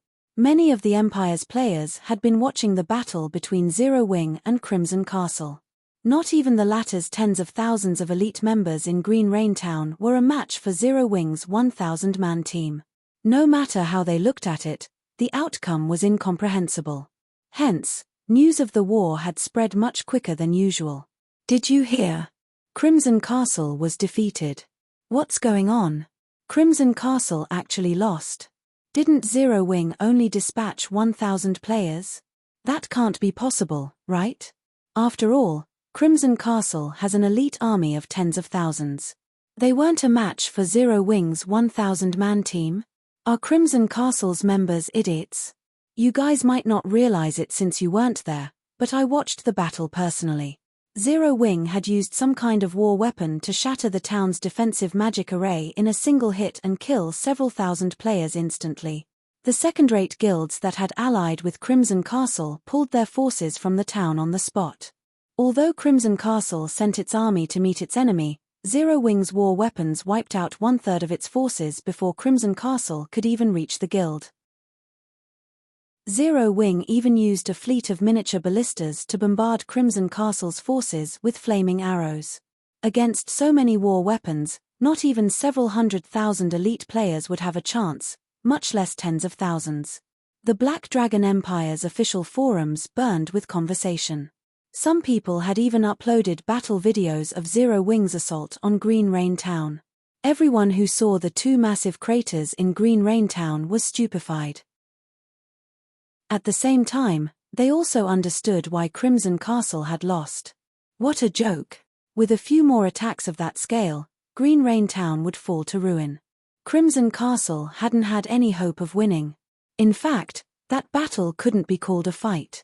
This had simply been one-sided bullying. The number of miniature ballistas Zero Wing had employed in the end had been particularly ridiculous. How was a player army supposed to stand against so many war weapons? Meanwhile, the recording of Crimson Fox's death at Shifeng's hands showed the Black Dragon Empire's players what a Sword King truly was. So, that is Zero Wing? Everyone's eyes glowed when they watched Zero Wing's overwhelming power. Although Zero Wing's performance in the ranking competition had been frightening, it had only proven that the guild had powerful experts. To the Black Dragon Empire's players, Zero Wing had a long way to go before it could compare to the other large guilds' foundations. However, after watching today's battle, everyone believed that Zero Wing deserved the rank it won in the competition. With so many weapons of war, who would possibly dare provoke the guild? For a time after the momentous battle, more of the Empire's players tried to join Zero Wing. Now that they were certain of Zero Wing's rise in the Empire, they knew that it'd be far more difficult to join the guild if they didn't do so now. If they did not join now, it would become much more difficult to do so in the future. At the same time, the Empire's various large guilds held emergency meetings. The goal of these meetings was simple: notify everyone to avoid provoking Zero Wing under any circumstances. At the same time, they began to reorganize their priorities, focusing on exploring ancient ruins to obtain more war weapons. Shifeng had no idea that due to this war, he had taught these guilds an important lesson. The number of members a guild had would no longer be important in guild wars and siege battles. Defensive magic arrays and war weapons would decide victory. With these armaments, even a 1,000-man team could easily capture a guild town. Meanwhile, every player had fled Green Rain Town. Only the town's NPCs remained. Guild leader, are we going to take over Green Rain Town now? Gentle Snow's excitement grew when she saw the defenseless guild town. From the time they had arrived, the battle had only lasted a little over 10 minutes, and they had captured a guild town while only suffering minor losses. Moreover, Green Rain Town was in a resource-rich area. With this town, Zero Wing would have a much easier time collecting herbs and ores. No. We're going to destroy it, Shifeng said, shaking his head. But guild leader, it's a ready-made town. If we claim it, we can save on construction costs, Aqua Rose hurriedly advised when she heard Shifeng's plan. What a joke. It was clear that Crimson Castle must have invested at least several tens of thousands of gold. Moreover, Green Rain Town was a high-resource town. Many guilds would love such an opportunity. If not for Nine Dragons Emperor's secret support, the Empire's first-rate guilds would have long since tried to raid the town and claim it for their own. Yet, Shifeng wanted to abandon it. This was insane. There's no need to get caught up in this town. We have a much better option, Shifeng said, smiling. He then took a blood-red stone that radiated a faint pressure from his bag. This was the stone that had dropped from Crimson Fox's body. Chapter 1438, Frightening Harvest. Chapter 1438, Frightening Harvest. Chapter 1438, Frightening Harvest. A better option. Gentle Snow looked at the blood-red stone in Shifeng's hand curiously. The stone was the size of a fist. If not for the faint pressure radiating from it, It would be easily mistaken for an ordinary red gemstone. This isn't just an ordinary stone. It's actually made of red luminary's stone. Seeing the doubt on Gentle Snow's face, Shifeng smiled and explained, "You know what red luminary's stone is. It's far more valuable than magic crystals. It's also a superconductive ore, only second to the 7 luminaries crystals. But what does this stone have anything to do with a resource town?" Gentle Snow asked curiously. "I haven't finished. This stone is made of red luminaire's stone, but it's not complete. Originally, the Black Dragon Empire had created teleportation gates leading to 33 neutral maps outside of the Empire's borders. These locations were the reason the Empire had flourished during the past. However, the teleportation gates had been destroyed during a rebellion, and the teleportation cores that powered the gates had gone missing. This stone is one of those cores. With this teleportation core, we can construct a stable teleportation gate in a guild town within the Black Dragon Empire as long as we collect a bottle of temporal sand and 200,000 magic crystals. We can use the teleportation gate to travel to the neutral map recorded within the core." Shifeng explained the teleportation core in detail as he gazed at the stone in his hand. During the Black Dragon Empire's early days, the Empire had stood shoulder to shoulder with the 4 great empires. If not for the rebellion and the teleportation gate's destruction, the Black Dragon Empire would have been the 5th strongest empire in God's domain. The Dragon Phoenix Pavilion had obtained 7 of the 33 teleportation cores in the past. As a result, the pavilion had secured an abundance of resources and eventually grew to rival veteran superguilds. Shifeng had never expected to obtain one of these cores by killing Crimson Fox. There were only 33 of these teleportation cores in the Black Dragon Empire, each one linked a high-resource, neutral map. Due to the nature of these maps, teleportation arrays couldn't reach them. Players usually had to rely on their own 2 feet to travel to these areas. If one had a means to teleport to a particular map, they'd have a monopoly on the map's resources. Shifeng had considered capturing Green Rain Town, but the town's resources paled in comparison to the teleportation core. As long as Zero Wing captured Hidden Fog Town and constructed a teleportation gate, it'd have access to a large amount of resources, focusing a fraction of those resources into the town's development. They didn't need Green Rain Town, it would just be an additional expenditure for the guild.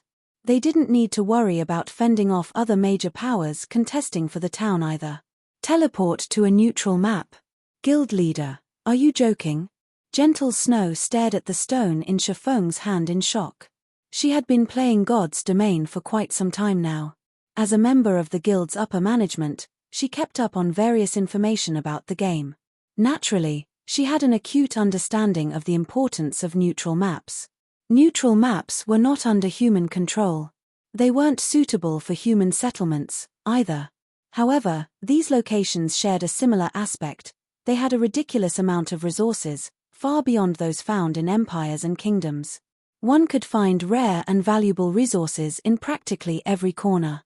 However, neutral maps were extremely dangerous. They were also far from any civilization. Traveling to and from these areas was troublesome. Furthermore, it was difficult for players to remain in these maps for long periods. As a result, players' harvest was limited. A teleportation gate connected to a neutral map was as good as taking control of that map. One could send players through the gate freely. Not only was it convenient, but it would also help guild towns attract players and the resources they had to offer. One could just imagine how frighteningly valuable the core was. Not even 5 Green Rain Toes would be worth as much as a single teleportation core. Once Zero Wing set up the teleportation gate, it could develop in the Black Dragon Empire without worry, even if it had to face fierce competition from the Empire's other large guilds. Take a look at it yourself. Shifeng then shared the teleportation core's introductory text with Gentle Snow. The text referred to the stone as a teleportation core as Shifeng had explained. However, there was no mention of its connected location. It only stated that it could be used to construct a teleportation gate leading to an unknown location. After reading the introductory text, Gentle Snow began to search through Zero Wing's database. She quickly found information regarding fallen teleportation gates that had existed within the Empire. These gates had led to 33 different neutral maps. This discovery rendered Gentle Snow speechless. She even wondered if Shifeng were some kind of robot. It was astonishing how much information he knew. The information about the Black Dragon Empire's teleportation gates was fragmented. If not for Shifeng's explanation, she wouldn't have learned anything about these gates. Although the teleportation core was a wonderful item, there was a major problem: the bottle of temporal sand and the 200,000 magic crystals. She had never even heard of the temporal sand. Without the temporal sand, the teleportation core was just a paperweight. Leave the teleportation gate to me. You just need to worry about securing Hidden Fog Town and completing your Tier 2 promotion as soon as possible. You've seen the gap between Tier 1 and 2 for yourself. The sooner you complete your promotion quest, the easier leveling up will be, Shifeng said. He was fully aware of the teleportation core's flaws. The required 200,000 magic crystals were enough to choke a first-rate guild. It was already difficult to make ends meet, much less save up. A guild would require a tremendous amount of time to collect so many crystals. The other problem was the temporal sand. Temporal sand was counted by the grain, and each bottle contained 500 grains. Every grain was extremely valuable. Each had sold for 20 gold or more in the past. During its peak, these temporal sand grains had even sold for over 50 gold each. Moreover, there wasn't nearly enough supply to keep up with demand. Aside from its relation to the teleportation gates, temporal sand grains were also used as valuable materials in crafting various epic items. When one used temporal sand in an item's production, not only could it increase the success rate, but it could also enhance the item's attributes. Moreover, the more temporal sand the crafter used, the greater the final product's enhancements would be. Hence, temporal sand had been highly sought after in God's domain. However, he only knew of 2 methods to obtain temporal sand in the Black Dragon Empire. Fortunately, he was considerably familiar with one method. He could purchase them from Countess Katie Green in Lakeheart City. It seems like it's time to pay another visit. Chapter 1439, Revisiting the Countess's Mansion. Chapter 1439, Revisiting the Countess's Mansion. Chapter 1439, Revisiting the Countess's Mansion. Black Dragon Empire, Black Dragon City. People crowded the streets in the city's prosperous trade area. Level 42 and 43 experts were everywhere. Players atop mounts were also a common sight. In the luxurious shops lining the streets, one could easily find level 40 secret silver weapons and equipment. A few shops even had level 40 dark gold weapons and equipment on display in their windows. Although more players in God's domain reached level 40 by the day, level 40 weapons and equipment were still extremely rare. Many players that had reached level 40 had to continue using level 35 equipment. Players who obtained even a piece of level 40 secret silver equipment were overjoyed. As for level 40 dark gold equipment, such items were even hard to find in Kingdom's auction houses. Hence, seeing level 40 dark gold equipment on display in the shops here was incredible. Only, the level 40 dark gold weapons and equipment were ridiculously expensive. Their prices were at least 3 times higher than the market price. It was obvious that these shops had no intentions of selling the items, only using them for promotion. Meanwhile, an 8-story tall guild hall dominated the center of the trade area. From the building's top floor, a player could gaze upon the city as if they were its emperor. In the guild hall's top floor hall, 9 Dragons Emperor read a report he had just received from a subordinate. The players next to this intense player felt an intense pressure weigh on their shoulders. They felt as if they had been submerged in water as they even struggled to breathe. Zero Wing, 9 Dragons Emperor's eyes were icy as he read the report. Does Black Flame think he can afford my enmity just because he has Phoenix Rain backing him up? Not long ago, Zero Wing had utterly destroyed both of the towns under Crimson Castle's control. Although most players didn't know that he, in fact, controlled both of the towns from the shadows, the Black Dragon Empire's various large guilds were fully aware of the fact. Destroying these resource towns was the equivalent of a slap to the face. Yet, Nine Dragons' Emperor couldn't do anything about it. Both towns had belonged to him personally, not his guild. If he tried to mobilize the Dragon Phoenix Pavilion's power against Zero Wing, Phoenix Rain would certainly get in his way, but sending his personal forces against the offending guild was dangerous. Zero Wing was no longer a monster to be taken lightly. Without the Dragon Phoenix Pavilion's foundations, neither the intermediate mana pulse cannons nor the movement-type defensive magic array would be easy to deal with. The guild had items that could cope with Zero Wing's war weapons, but they were under the Great Pavilion Master's control. Unless he became the next Great Pavilion Master, he wouldn't have access to these items. Marshal, tell Beast Emperor that I accept his offer, but I have one condition. He must help us destroy Zero Wing. Nine Dragons' Emperor instructed his general in a frosty tone. Pavilion Master, if you agree to Beast Emperor's conditions, it will likely affect the situation at Black Dragon City.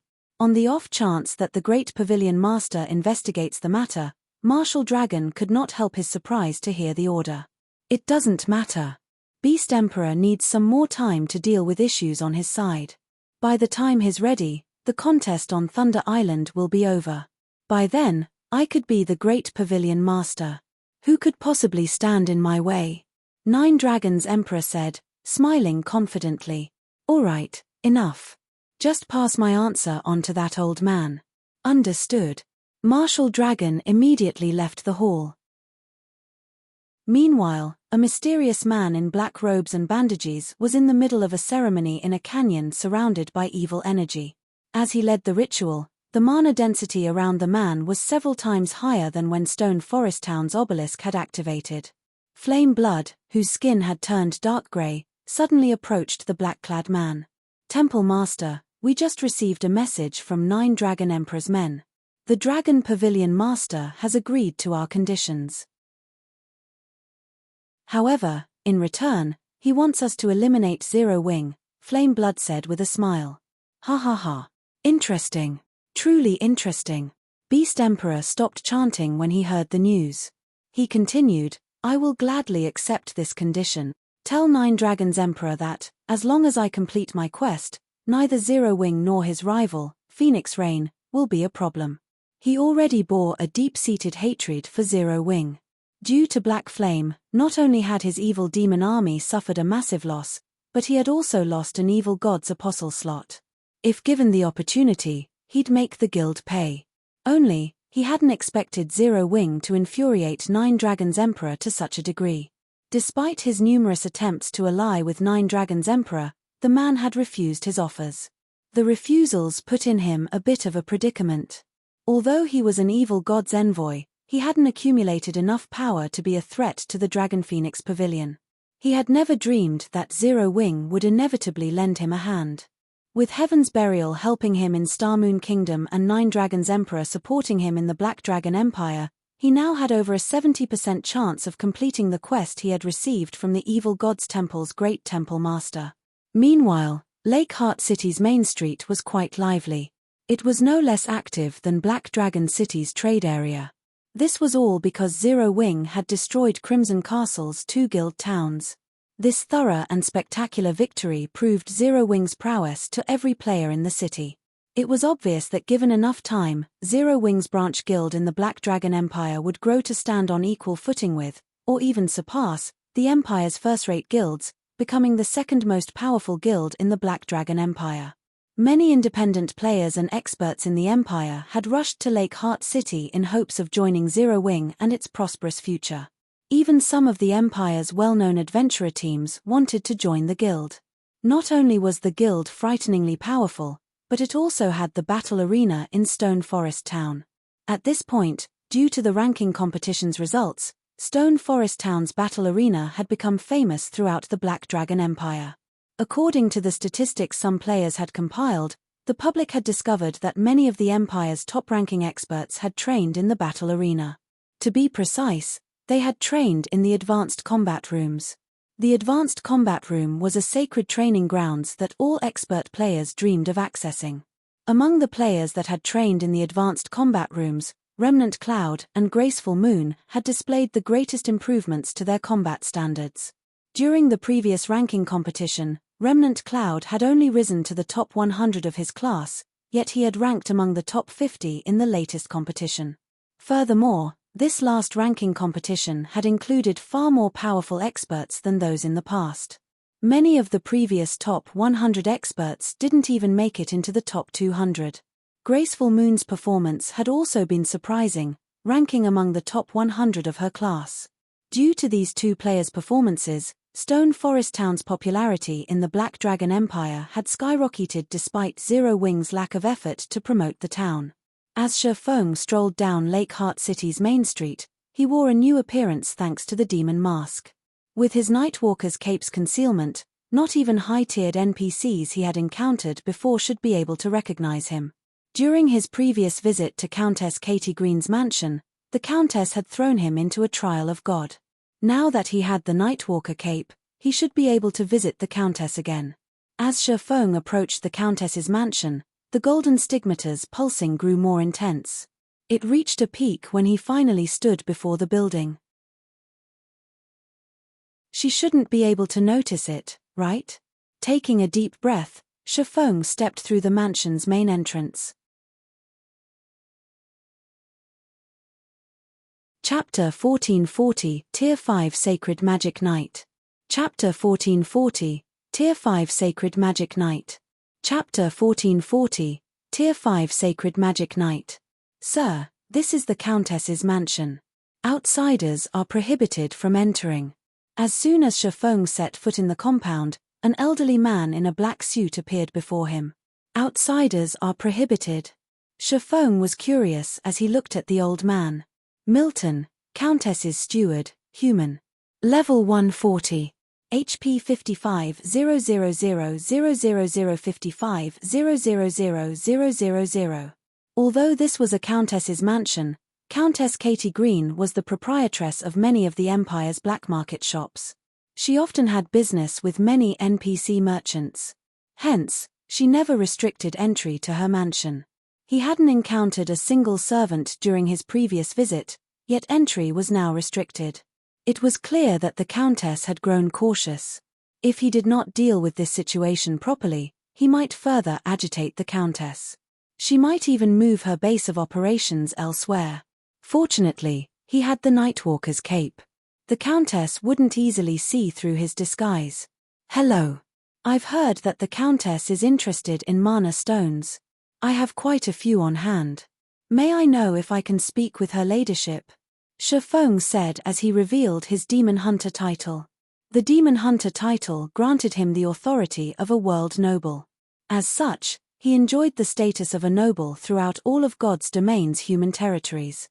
With this title, he could even gain access to a duke's home. So, you are Lord Demon Hunter. Please, follow me. Milton immediately adopted a respectful attitude upon seeing Shi Feng's title. The old man then led Shi Feng into the mansion. In the past, Countess Katie Green had been quite famous in the Black Dragon Empire. There were two reasons for her renown. The first reason was Countess Katie Green's ownership of the black market in Black Dragon Empire's Abyss City. Abyss City was like Star Moon Kingdom's Evernight City in that it was also a dark city. Countess Katie Green's black market shop in the city offered players a variety of high-quality items, some of which could even tempt super guilds. However, it was not easy to purchase the items from this shop. To gain access, one first needed sufficient favorability with the Countess. Players would only be able to purchase items after becoming members of the shop. Meanwhile, the shop didn't accept coins or magic crystals as payment. Rather, one had to haggle and offer items of equal value. The second and most important reason for the Countess's fame in the Empire was related to her stock of temporal sand. Temporal sand was incredibly rare. Normally, players only had a chance of obtaining a few grains from super large-scale team dungeons. Depending on the dungeon's difficulty, the drop rate would vary. However, even normal mode super large-scale team dungeons were no walk in the park. These dungeons were generally reserved for large guilds and a small number of well-known and top adventurer teams. Due to its rarity and many uses, temporal sand was an extremely valuable commodity. Normally, the various large guilds reserved it as a strategic resource. Fortunately, one could purchase temporal sand from Countess Katie Green, but there was a limit of 100 grains per day. As for the exchange rate, a single grain of temporal sand cost 1 mana stone. This price was a testament to the grain's value.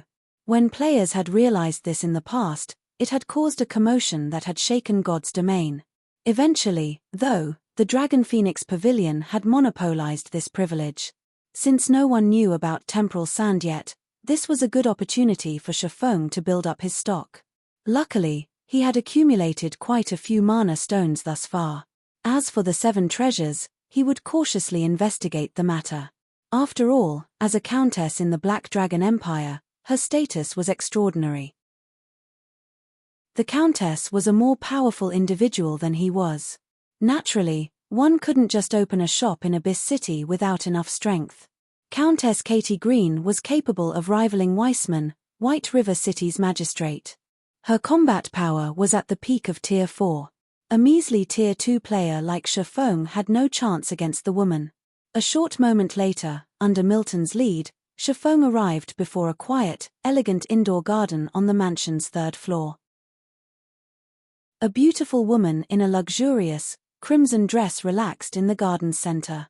She sipped from a teacup as she read an ancient tome. The woman gave off a peaceful aura. As the aura swept over him, Shifeng felt as if nature itself had embraced him. The feeling was intoxicating. Why is she so strong? Shifeng stared at Countess Katie Green in shock. He had met the Countess many times in his previous life. However, the Countess had always been a level 180, Tier 4 Sky Knight. Now, however, her statistics revealed that she was a level 180, Tier 5 Sacred Magic Knight. Although only one tier separated the two, the difference was like heaven and earth. If a Tier 4 NPC could dominate and protect a major NPC city, then a Tier 5 NPC could move through a kingdom's capital unhindered. A Tier 5 NPC was an absolute overlord. Normally, one only encountered such existences in imperial capitals. Encountering one in other major NPC cities would rely entirely on luck. Yet, this countess had become one such mythical powerhouse. When Shifeng thought about the 7 treasures fragment in this woman's hands, a hint of despair gripped his heart. Even if he became a level 180, Tier 5 player, he still couldn't defeat the countess, much less at level 57. NPCs and players were on different levels. NPCs had a far more difficult time reaching new tiers. When they succeeded, their strength would undergo a qualitative transformation. Moreover, the higher the tier they reached, the more strength they would acquire. Right now, well-equipped Tier 2 players might be capable of defeating an ordinary Tier 2 NPC of the same level. However, after reaching Tier 4, only peak experts and above could face Tier 4 NPCs. Moreover, a peak expert must be equipped with at least 1 or 2 fragmented legendary items to have a chance. Otherwise, fighting one-on-one with a Tier 4 NPC would be suicidal. Unlike players, NPCs had an easier time obtaining top-tier equipment.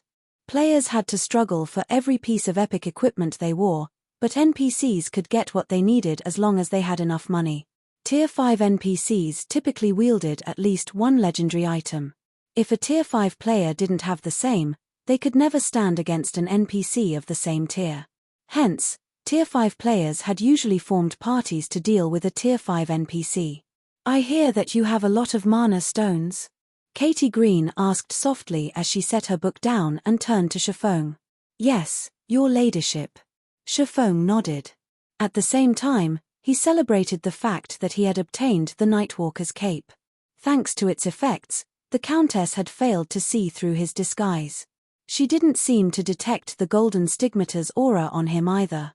If he were discovered, the consequences would be unimaginable. "How many do you have?" Katie Green asked. "If you have enough, I am willing to offer a generous trade." Shifeng was slightly confused to hear Katie Green's interest. He hadn't expected her to want mana stones so fervently. She had never shown such interest in the past. Could my previous visit have caused this change in her? The only explanation Shifeng could think of was the revelation of his identity as the War God's Temple's representative during his previous visit. After giving the matter some thought, he stated, I currently have 100 mana stones. Will that be enough? He had prepared the 100 mana stones to purchase the temporal sand. He hadn't brought any extra with him. It seemed as if he had blundered. 100. All right, what do you want for them? Katie Green nodded, clearly satisfied with the amount. If you don't know what items you're looking for, I can offer a few valuables for you to consider. Of course, I will only accept mana stones for these items. Saying so, Katie Green gestured with a hand. Suddenly, a stone table rose from the ground, covered in all sorts of dazzling items. Every item radiated a faint pressure. Chapter 1441, Treasure of Time. Chapter 1441, Treasure of Time. Chapter 1441, Treasure of Time. Shifeng was shocked when he saw the items on the table. In the past, the only item the Countess had offered for trade was the temporal sand, yet now she had offered over 10 items. Moreover, none of these items were any less valuable than the temporal sand. As expected of the proprietress of Abyss City's black market shop. She even has an item like this. Shifeng's gaze couldn't help but drift to a leaf of lambskin parchment. Although the temporal sand was very valuable, players could obtain it from other sources. However, encountering the lambskin parchment on the table depended on luck. This parchment was none other than the magic thruster design. The various large guild would go crazy over this item. The magic thruster was capable of increasing a ship's movement speed by 30%. To naval players, this item was a godsend. Unlike on land, there were far fewer teleportation points available out at sea. If players wished to travel to a particular island to level, they generally had to travel by boat. A 30% increase to movement speed would undoubtedly save players a lot of travel time. Moreover, there were many sea monsters in the ocean. If an ordinary boat encountered a boss-grade sea monster, escape was practically impossible. With the magic thruster, however, even an ordinary boat had a high chance of getting away safely. Players were even more likely to escape if they had an ordinary speedboat or better. Hence, magic thrusters were highly sought after. Even players with cheap ships would be desperate for one. The magic thruster's only drawback was that it was a consumable item. It would disappear after being used for a certain amount of time. Moreover, depending on how much mana it uses, the magic thruster's duration would differ. The smaller a ship was, the less mana it would cost to enhance its movement speed and vice versa. As an example, on an ordinary speedboat, the magic thruster could last for 48 hours. However, the magic thruster was not cheap. Even once the price had stabilized on the market, each thruster had sold for 1 gold, 50 silver in the past. It wasn't an item ordinary players could afford. Generally, only powerful adventurer teams and guilds had purchased the item to augment their high-quality ships. With the speed boost, they could travel to more dangerous locations and reap greater rewards. Shifeng had never thought that Countess Katie Green would willingly offer such a precious design for exchange. Only, the price was slightly high. The Countess wanted 1,000 mana stones for the design. Even though Shifeng could synthesize mana stones with the Philosopher's Stone, it wasn't a cheap endeavor. Each mana stone required 50 magic crystals. In other words, that design would cost him 50,000 magic crystals. Although he had accumulated quite a sum recently, he had spent a lot of his crystals during the fight against Crimson Castle. After taking into account his personal expenditures, he only had enough magic crystals to purchase 2 designs. For a moment, Shifeng wasn't sure what to do. Magic crystals were invaluable to Zero Wing. Without them, its war weapons would be useless. If he spent all of the guild's reserves to purchase the magic thruster designs, he would regret the decision should the guild come under attack. Oh, right.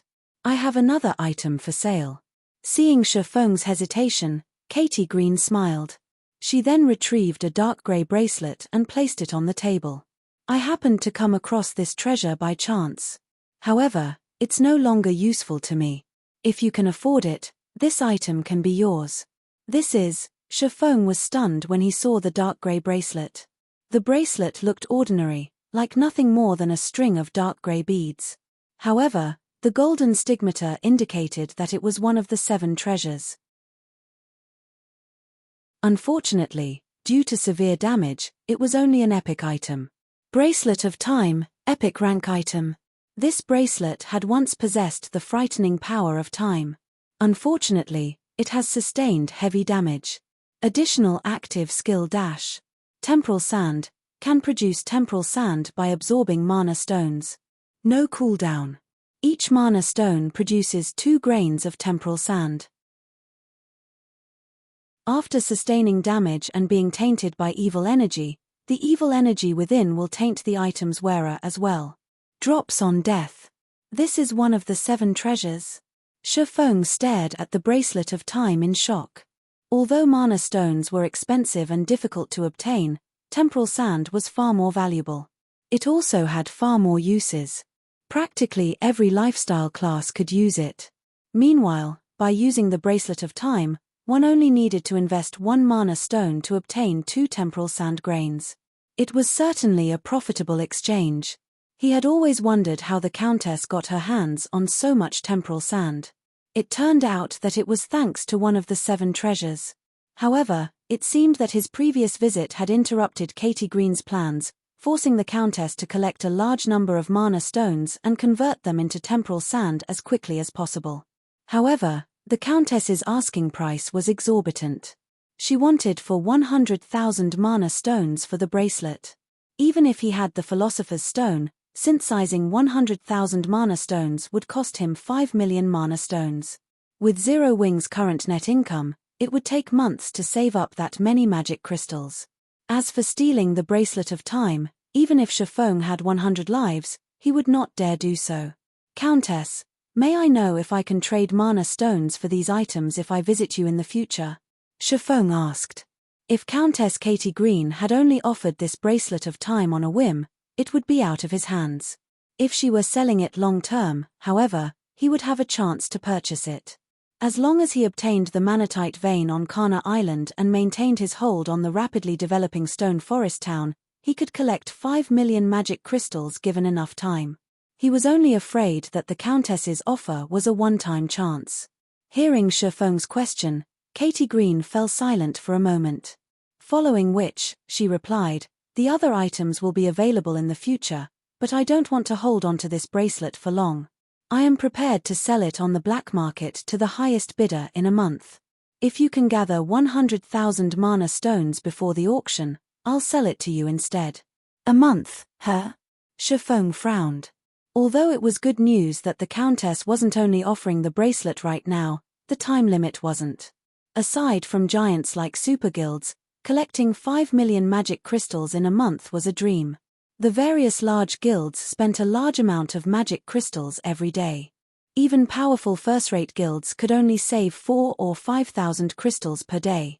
Unless he could save up around 170,000 magic crystals each day, gathering 5 million in 1 month would be impossible. As Shifeng racked his brain for a solution, Katie Green smiled and said, "If you are interested in the Bracelet of Time, I can give it to you even if you don't have 100,000 mana stones. You see, I've recently encountered a little trouble. If you help me deal with this problem, I am willing to offer the bracelet as compensation." Chapter 1442, Another Method. Chapter 1442, Another Method. Chapter 1442, Another Method. I just need to help you with this problem. Shifeng gave the Countess a confused look. He hadn't expected another option to be available. Honestly, even a super guild would be hard-pressed to collect 5 million magic crystals within a month. Even with the manatite vein, it would be a challenge. Sadly, it'd be impossible to obtain 100,000 mana stones any other way. After all, not everyone was lucky enough to have a fragment of the Philosopher's Stone. Without the Philosopher's Stone, a guild's main source of mana stones would be bosses in 100-man dungeons. Having their alchemists synthesize mana stones would be impractical, as well. Doing so would even bankrupt a super guild. That's right. I need someone to help me retrieve an item. However, the item is in a somewhat special location. The higher a visitor's tier is, the more dangerous the location is. Since you are only tier 2, you should have a chance of securing the item, Katie Green said, nodding. Suddenly, however, she chuckled softly and said, "But before you go, you'll have to pass a test of strength." "Countess, I am willing to give it a try." Shifeng agreed without hesitation. This was an opportunity to obtain one of the 7 treasures. Naturally, he couldn't afford to turn it down. Besides, the quest was far more reliable than affording the unrealistic price of 5 million magic crystals. Throughout their conversation, Shifeng had understood one thing. The later he discovered Countess Katie Green's ownership of the Bracelet of Time, the harder it would be to obtain it. She had already stated that the quest would become more dangerous as one reached higher tiers, lowering the player's chances of success. "Good. Follow me." Katie Green then stood and walked towards a dark corridor in a corner of the indoor garden. The corridor was narrow, and the only light came from candles set in intervals. As they ventured further down the corridor, the air became colder. After walking for about 10 minutes or so, they arrived in an empty hall. A set of locked, steel doors loomed at the end of the room. The steel doors were entirely covered in frost.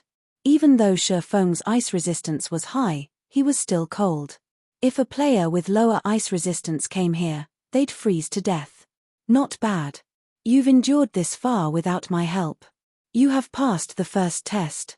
Katie Green nodded in approval when she noticed the cold barely affect Shifeng. "Your second test is next, a test of your combat power." As Katie Green spoke, a silver magic scroll appeared in her hands. She unfurled it and began to chant an incantation. Suddenly, a silver magic array appeared before the Countess, gathering the surrounding mana. A moment later, a 3-meter-tall humanoid creature manifested in the middle of the array. This humanoid figure wore silver armor and carried a greatsword that radiated frosty air. Unlike ordinary humans, dark green flames danced in the figure's eyes. Hell Knight, Undead, Great Lord. Level 57. HP 15 0000015 0000000. Kill this Hell Knight, and you will pass the second test, Katie Green said as she gestured towards the Hell Knight. System: you have accepted Katie Green's second test. Quest content: clear the second test. Your reward will vary depending on your evaluation. Before Shifeng could even read the system notification, the Hell Knight roared and unsheathed the greatsword from its back. It dashed straight for Shifeng, giving him no time to prepare. The Great Lord ranked Hell Knight crossed the 20 yards separating them in the blink of an eye. Upon arriving before Shifeng, the Hell Knight brandished its greatsword, the weapon transforming into 3 streaks of silver light as they flew towards the swordsman. The Hell Knight had completed the entire process as smoothly as flowing water. The Hell Knight moved like an expert with years of combat experience. There were no excess movements in its actions. High intelligence. Shifeng was surprised to see the sword lights moving towards him. He had assumed that he'd have to face a weakened Great Lord, but the Hell Knight's combat techniques were clearly superior to ordinary Great Lords. The Great Lord had obviously reached the half-step refinement realm standard. In response, Shifeng countered with Killing Ray. Dang! Dang! Dang! Sparks scattered as a series of clangs echoed throughout the empty hall. Shifeng was forced back by 5 steps before he could stabilize his body. Meanwhile, 3 damages of over -1,500 appeared above his head. In contrast, the Hell Knight remained unharmed. Shifeng's counterattack had only paused the Great Lord's attack. After the initial clash, Shifeng knew that he was no match for the Hell Knight's strength.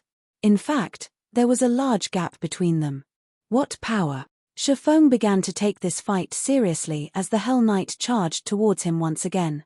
He immediately executed void steps, vanishing. Although Shifeng had only clashed with the Hell Knight for a moment, he had gained a rough prediction of the monster's standards. Not only did the Hell Knight have the strength of a Grand Lord, but its reactions and speed also ranked near the top among Great Lords of the same level. If not for his 3 fragmented legendary items, it would have already killed him. Not a bad technique. Unfortunately, it is useless against the Hell Knight. When Shifeng had disappeared, Katie Green had been slightly surprised. However, she shook her head and chuckled. The Hell Knight wasn't a living being, and although it could see, It could also rely on its ability to detect living beings during a fight. Even if Shifeng's footwork technique removed him from his opponent's sight, he couldn't erase his aura as a living creature. Unless he entered a different space entirely, the Hell Knight could keep track of him. Indeed, even after Shifeng had vanished, the Hell Knight showed no signs of hesitation. The massive creature thrust its great sword into the ground. Suddenly, dozens of ice swords rained down from above, targeting a seemingly unoccupied location. Peng! Peng! Peng! Before the ice swords struck the ground, their trajectories diverted as if they had encountered an invisible wall.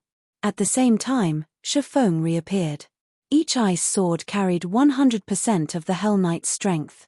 As a result, Shifeng lost a little bit of his HP each time he deflected an ice sword.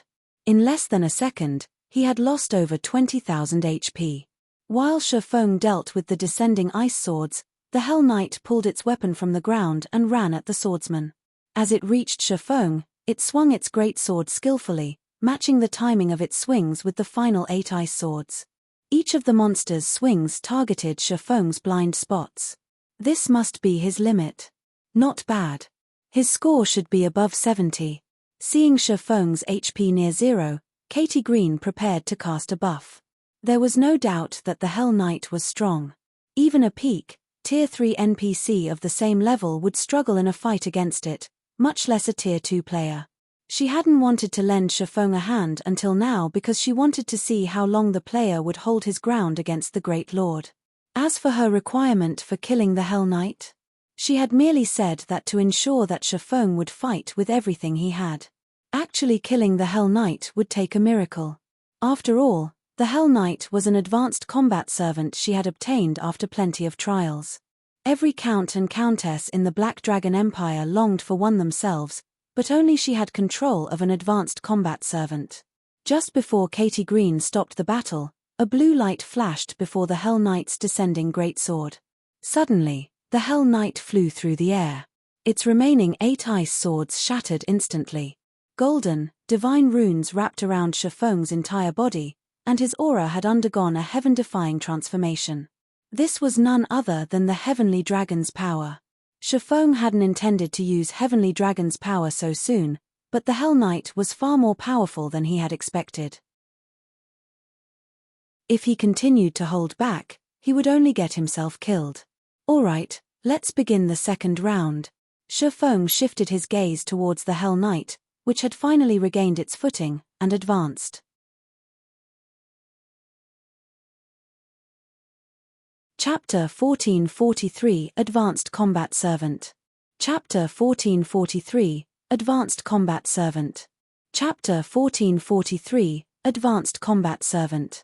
After upgrading Heavenly Dragon's breath, not only did Heavenly Dragon's power increase Shifeng's strength, but it also increased his agility. Shifeng reached the Hell Knight almost instantly, brandishing Abyssal Blade and Killing Ray as he executed Sword's Orbit. A galaxy of stars glittered around Shifeng, intertwining as they bombarded the Great Lord, which had just gotten back on its feet. Although the Hell Knight's combat standards were at the half-step refinement realm, it was a child in Shifeng's eyes. He easily grasped the monster's blind spots and attack trajectories. Shifeng could have easily dodged the Hell Knight's attacks, but he had chosen to repulse them instead. Now that he had activated Heavenly Dragon's power, his strength was slightly higher than a Grand Lord's of the same level. Hence, he was stronger than the Hell Knight. If he chose to dodge the incoming attacks, he would only reduce his opportunities to deal damage. Boom! Boom! Boom! One sword light after another clashed with the Hell Knight's greatsword, the resulting impacts forcing the Great Lord back and preventing it from stabilizing its posture. After 6 consecutive attacks, the Hell Knight lost its grip on its weapon as the greatsword flew from the monster's hands. Die! Shifeng activated Flame Burst, a blinding glow enveloping his blades. He assaulted the defenseless Hell Knight with a series of devastating blows. Minus 164,878, minus 331,478, minus 332,015. All 15 attacks found their marks, causing the Great Lord's HP decrease at a tremendous rate. In an instant, The Hell Knight had lost 20% of its HP.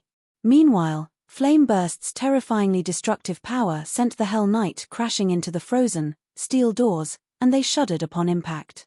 Taking advantage of the Hell Knight's incapacitated state, Shifeng hurriedly activated Lightning Edge. He couldn't normally use the attack in a high-speed battle due to Lightning Edge 0. 5-second channeling time, but the injured Hell Knight had collapsed to the ground. He had more than enough time to activate the skill. Numerous silver sword lights danced before Shifeng, forming a silver river that flowed towards the Hell Knight. -244,678. -243,167. Lightning Edge's powerful assault incapacitated the Hell Knight once more. The Great Lord was defenseless as the countless sword lights bit into its flesh. After 5 seconds, the Hell Knight only had 2/3 of its HP remaining. Despite dealing 2 successful blows, Shifeng had no intentions on relaxing his offense. The moment Lightning Edge ended, Shifeng appeared before the Hell Knight and swung the abyssal blade down towards the Great Lord. However, the Hell Knight quickly responded. At a critical moment, it reclaimed its great sword and used it as a shield, blocking Shifeng's blade. Unfortunately, while it had held off the abyssal blade, it couldn't do anything about the 9 sword shadows that had appeared around it. Tier 2 skill, Shadow Blade. In the end, all 9 shadows carved into the Hell Knight, devouring the Great Lord's HP at a rate visible to the naked eye. His overwhelmed it. Surprise flashed in Countess Katie Green's eyes as she watched Shifeng dominate her Hell Knight. She had never thought that a mere Tier 2 player of the same level could surpass her advanced combat servant. Not even she could have done so when she had been Tier 2. Soloing a Great Lord of the same level was difficult for a Tier 2 class. Great Lord's HP was simply too high. These monsters' battle recovery alone was enough to overwhelm a Tier 2 player. However, Katie Green didn't recognize Shifeng for the monster he was. Despite only being a Tier 2 player, Shifeng wielded 3 fragmented legendary items. Although none of them were weapons, their overall effects were astonishing. Moreover, the Hell Knight wasn't actually a Great Lord of the same level. After all, it only had 15 million HP. An ordinary level 57 Great Lord should have at least 40 million HP. If not for the Hell Knight's strength and high combat standards, Shifeng could have easily defeated it without a berserk skill. Now that he had activated Heavenly Dragon's power, suppressing the Hell Knight was a piece of cake. Interesting. Truly interesting.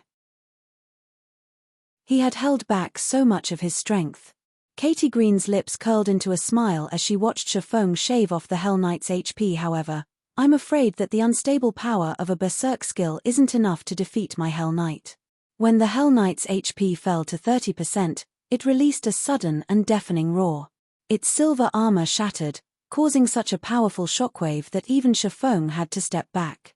As the silver armor fell away, it revealed the Hell Knight's crimson skin. Shifeng also noticed dark blue, divine runes all over the Hell Knight's tough hide, radiating a daunting pressure. The green flames in the monster's eyes also turned dark blue, its chilling gaze causing Shifeng to shudder. It's gone berserk. Shifeng went on the defensive as he watched the Great Lord transform. This monster was like a completely different being compared to the Hell Knight from a second ago.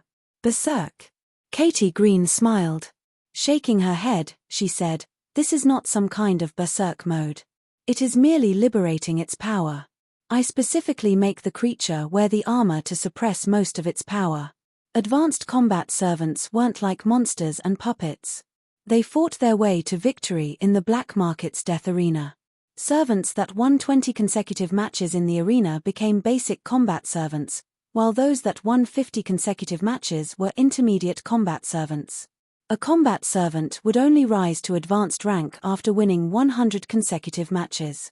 Hence, combat servants were generally stronger than beings of the same tier. Needless to say, a Tier 3 advanced combat servant was extraordinarily powerful. This was why the other counts and countesses in the Black Dragon Empire wanted their own advanced combat servant. However, advanced combat servants were incredibly expensive. Everyone was a combat genius. Most nobles couldn't afford one. They generally settled for a few intermediate combat servants. After the Hell Knight removed its armor, its attributes underwent a qualitative transformation. Its rank had also increased from Great Lord to Grand Lord. Without the armor, the Hell Knight's mobility increased as well. Now, its combat standards had reached the refinement realm. I wonder how long you'll last against it. Katie Green chuckled. So far, Shifeng had displayed more strength than she had expected. He had earned 100 points in his evaluation just by forcing the Hell Knight to abandon its armor. However, this had only fed the Countess's curiosity, and she wanted to see how far this player could go. So, this is the test to obtain one of the 7 treasures? Shifeng could not help his bitter smile as he watched the Hell Knight slowly approach. Having the power to solo a Grand Lord of the same level was ridiculous. Moreover, this Grand Lord's combat standards were on par with refinement realm experts. When the Hell Knight raised its great sword, Shifeng took in a deep breath. Come! Shouting, Shifeng activated Tier 2 Blade Liberation, his attributes skyrocketing once more. He then swung the abyssal blade to meet the incoming great sword. When the two weapons collided, sparks illuminated the dark hall. The resulting shockwave sent dust and debris into the air. What? The Countess's mouth twitched when Shifeng blocked the Hell Knight's attack. He was still holding back. After the clash, the Hell Knight was forced to take 5 steps backward. In contrast, Shifeng hadn't moved an inch. He then dashed at the Grand Lord. Although Shifeng's strength wasn't as high as mythic monsters of the same level after activating twofold Berserk, he wasn't far from it. The Hell Knight, which was only a Grand Lord, was no match for him. Without using any skills, Shifeng effortlessly broke through the Hell Knight's defenses with only sword's orbit. As slash after slash split the Hell Knight's iron-like skin, the monster's HP plummeted. When only 1% of the Hell Knight's HP remained, a golden light enveloped the monster. The Hell Knight transformed into a stream of blue smoke that flowed back into the magic scroll in Katie Green's hands. System. Congratulations. You have completed Katie Green's second test. Chapter 1444 Rewards of SSS Rank Evaluation. Chapter 1444 Rewards of SSS Rank Evaluation. Chapter 1444 Rewards of SSS Rank Evaluation. Following the system notification of the test's completion, Shifeng received another system notification. System. Test Evaluation, 200 points. Test Evaluation Rank, SSS Rank. Rewarding 20 free Mastery Points, 5 Legacy Skill Points, 300 million EXP, and Countess Katie Green's favorability increased by 30 points.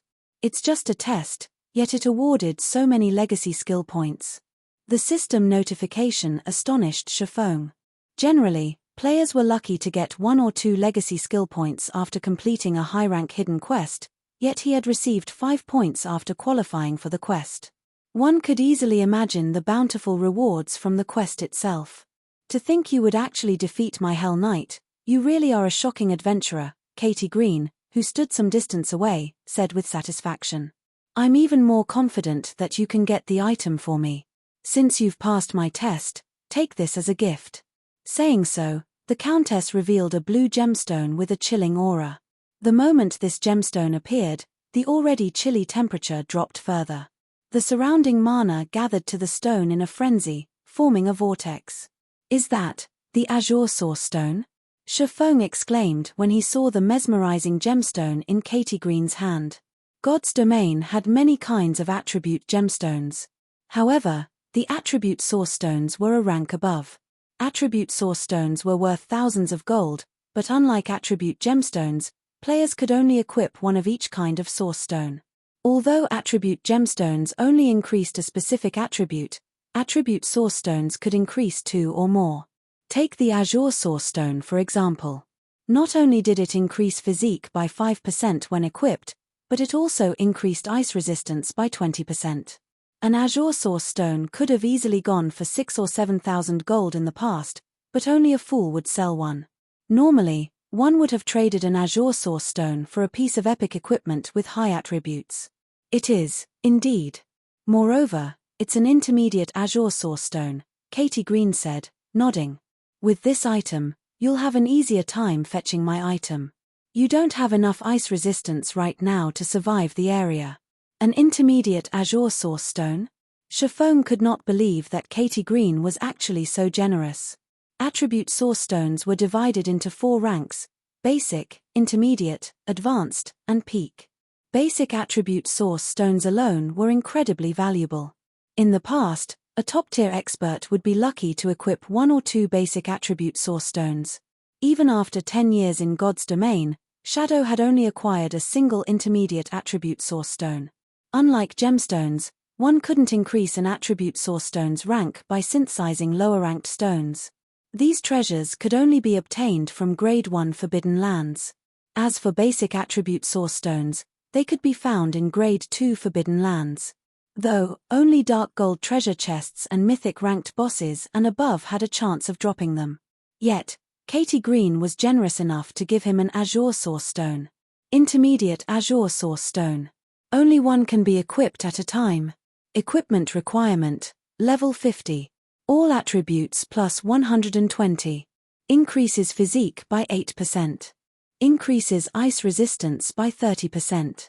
The attribute bonus from one azure source stone was already higher than that of top tier, level 50, dark gold equipment. Furthermore, it boosted physique and ice resistance. After receiving the intermediate azure source stone, he replaced one of his tier 3 strength gemstones without hesitation.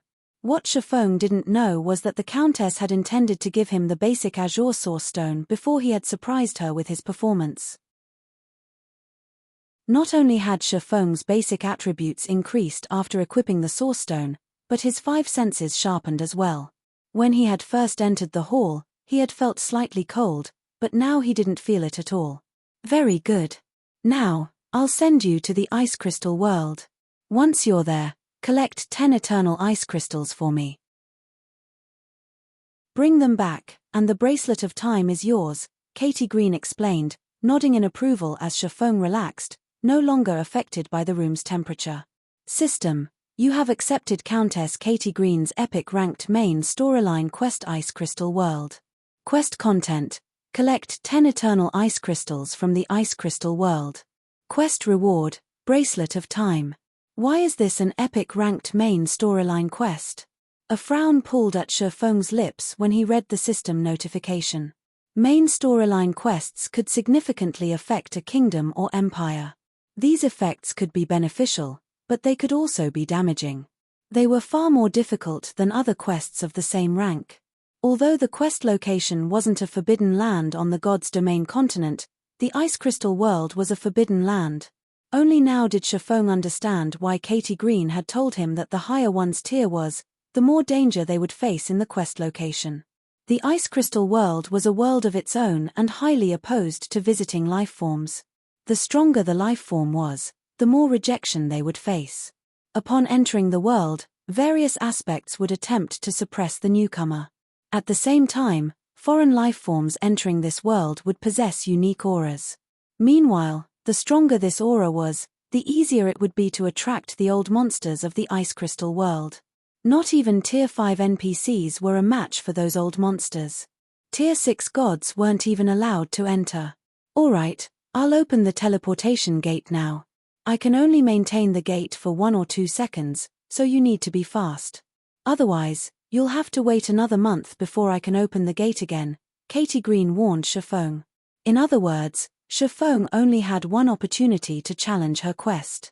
If he failed, he would have to earn 5 million magic crystals to purchase the Bracelet of Time. I understand. Shafong nodded. Inwardly, though, he felt some contempt towards the Countess.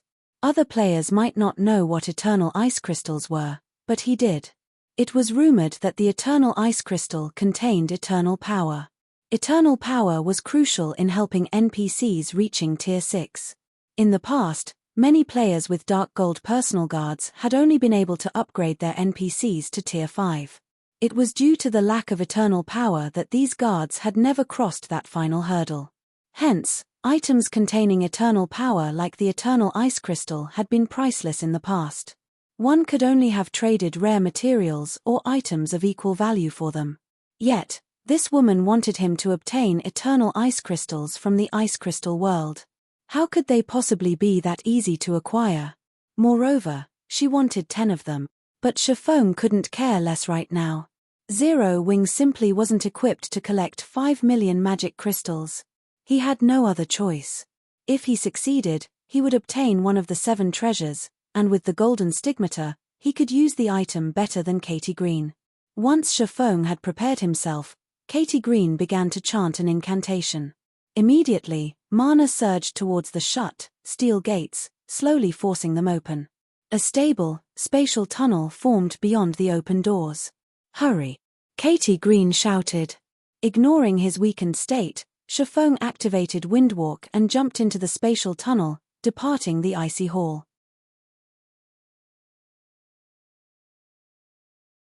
Chapter 1445 Ice Crystal World.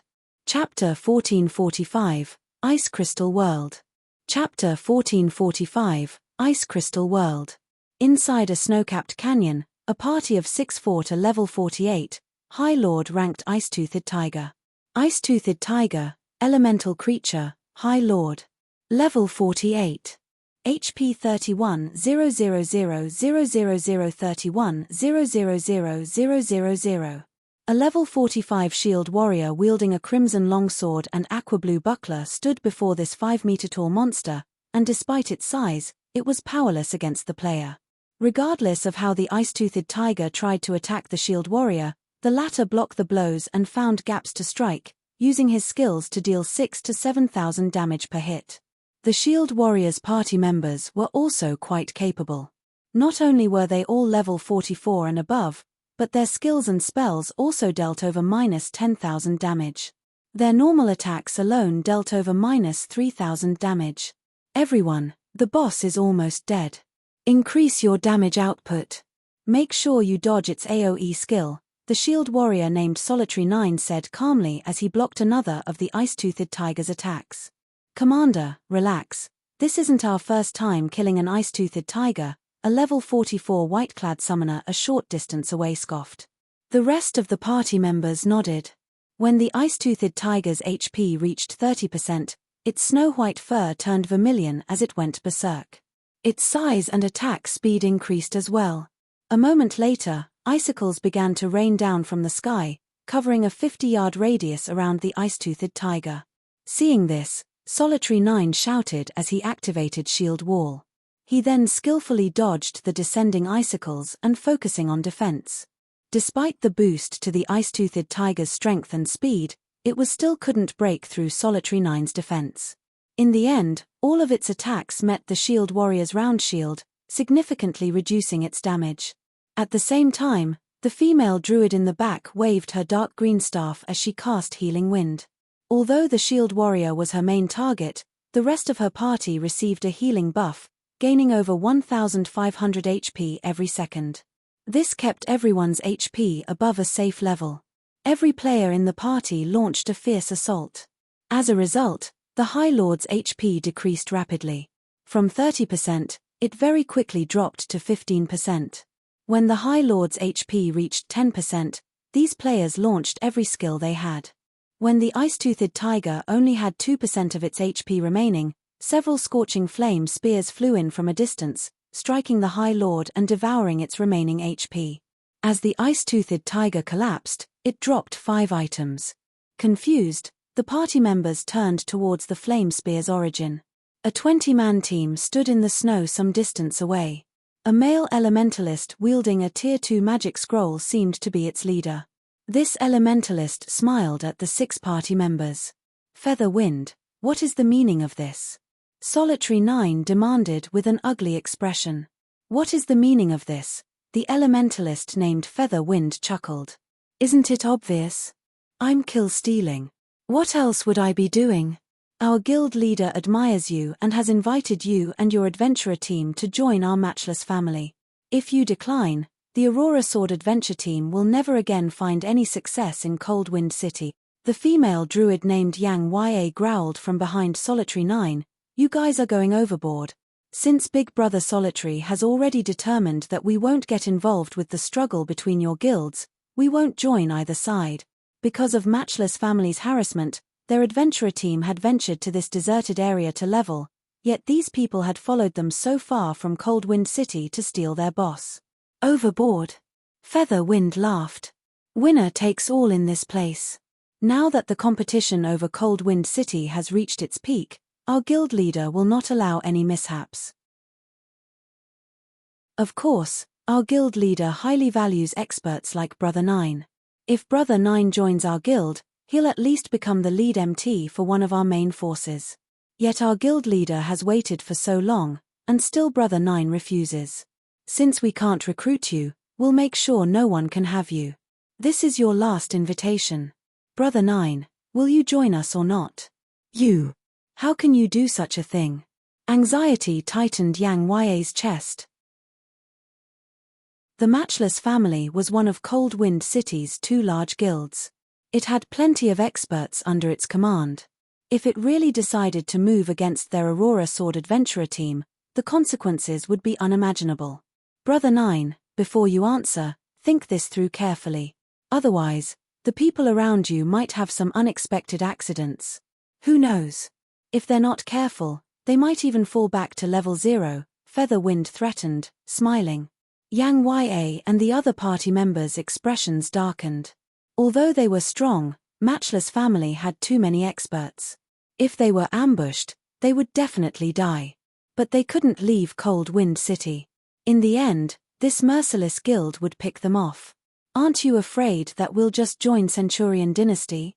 Solitary 9 asked, his tone as cold as the snow beneath his feet. One of Coldwind City's 2 large guilds was Matchless family, while the other was Centurion Dynasty. It was due to the competition between these guilds for control of the city that the Aurora Sword suffered. You're free to join those bastards, of course, but don't think that you'll leave this place alive. As Featherwind finished speaking, he waves his hand. At the same time, he pulled an ancient, pitch-black scroll, which radiated a heart-rending evil, from his bag. Suddenly, over 100 players from Matchless family began to appear around Solitary 9's party. These players had concealed their presence with a group invisibility scroll. However, the shield warrior was far more afraid of the magic scroll in Featherwind's hand than he was of the players surrounding them. To think you even prepared a dead soul scroll. You people from Matchless family think too highly of me, Solitary 9 said, smiling bitterly as he stared at the black scroll.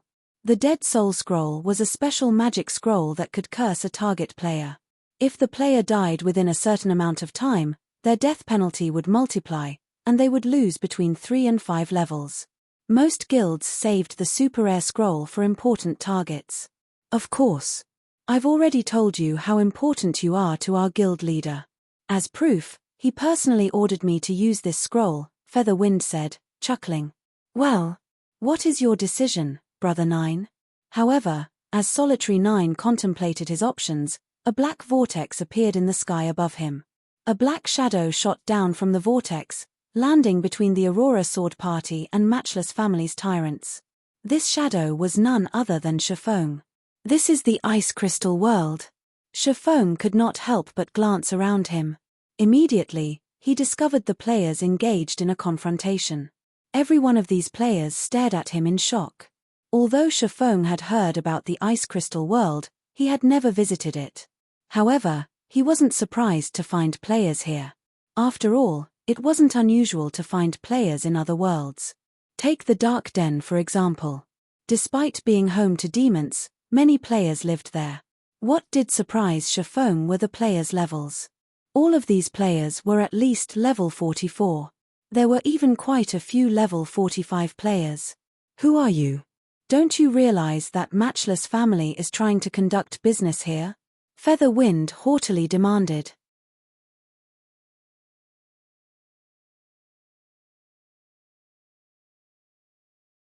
Chapter 1446 Instant Kill. Chapter 1446 Instant Kill. Chapter 1446 Instant Kill. Hearing Featherwind's question, Shifeng turned to look at the man. Although Featherwind was a level 45 elementalist, his equipment was ordinary for his level. Only half of his equipment consisted of level 40 dark gold equipment, while the other half consisted of level 40 fine gold equipment. As for the other level 44 players, only a small number possessed 1 or 2 pieces of dark gold equipment, while most didn't even have one. It was astounding to see. At this stage of the game, at least half of the equipment worn by the various large guilds experts should be level 40 dark gold rank. It wasn't even surprising to see an expert in a full set of dark gold equipment. After all, God's Domain's mainstream players were still some distance from level 40, so the demand for better equipment wasn't that high yet. Could the drop rate for level 40 equipment be low here? Shifeng guessed. God's Domain had many other worlds.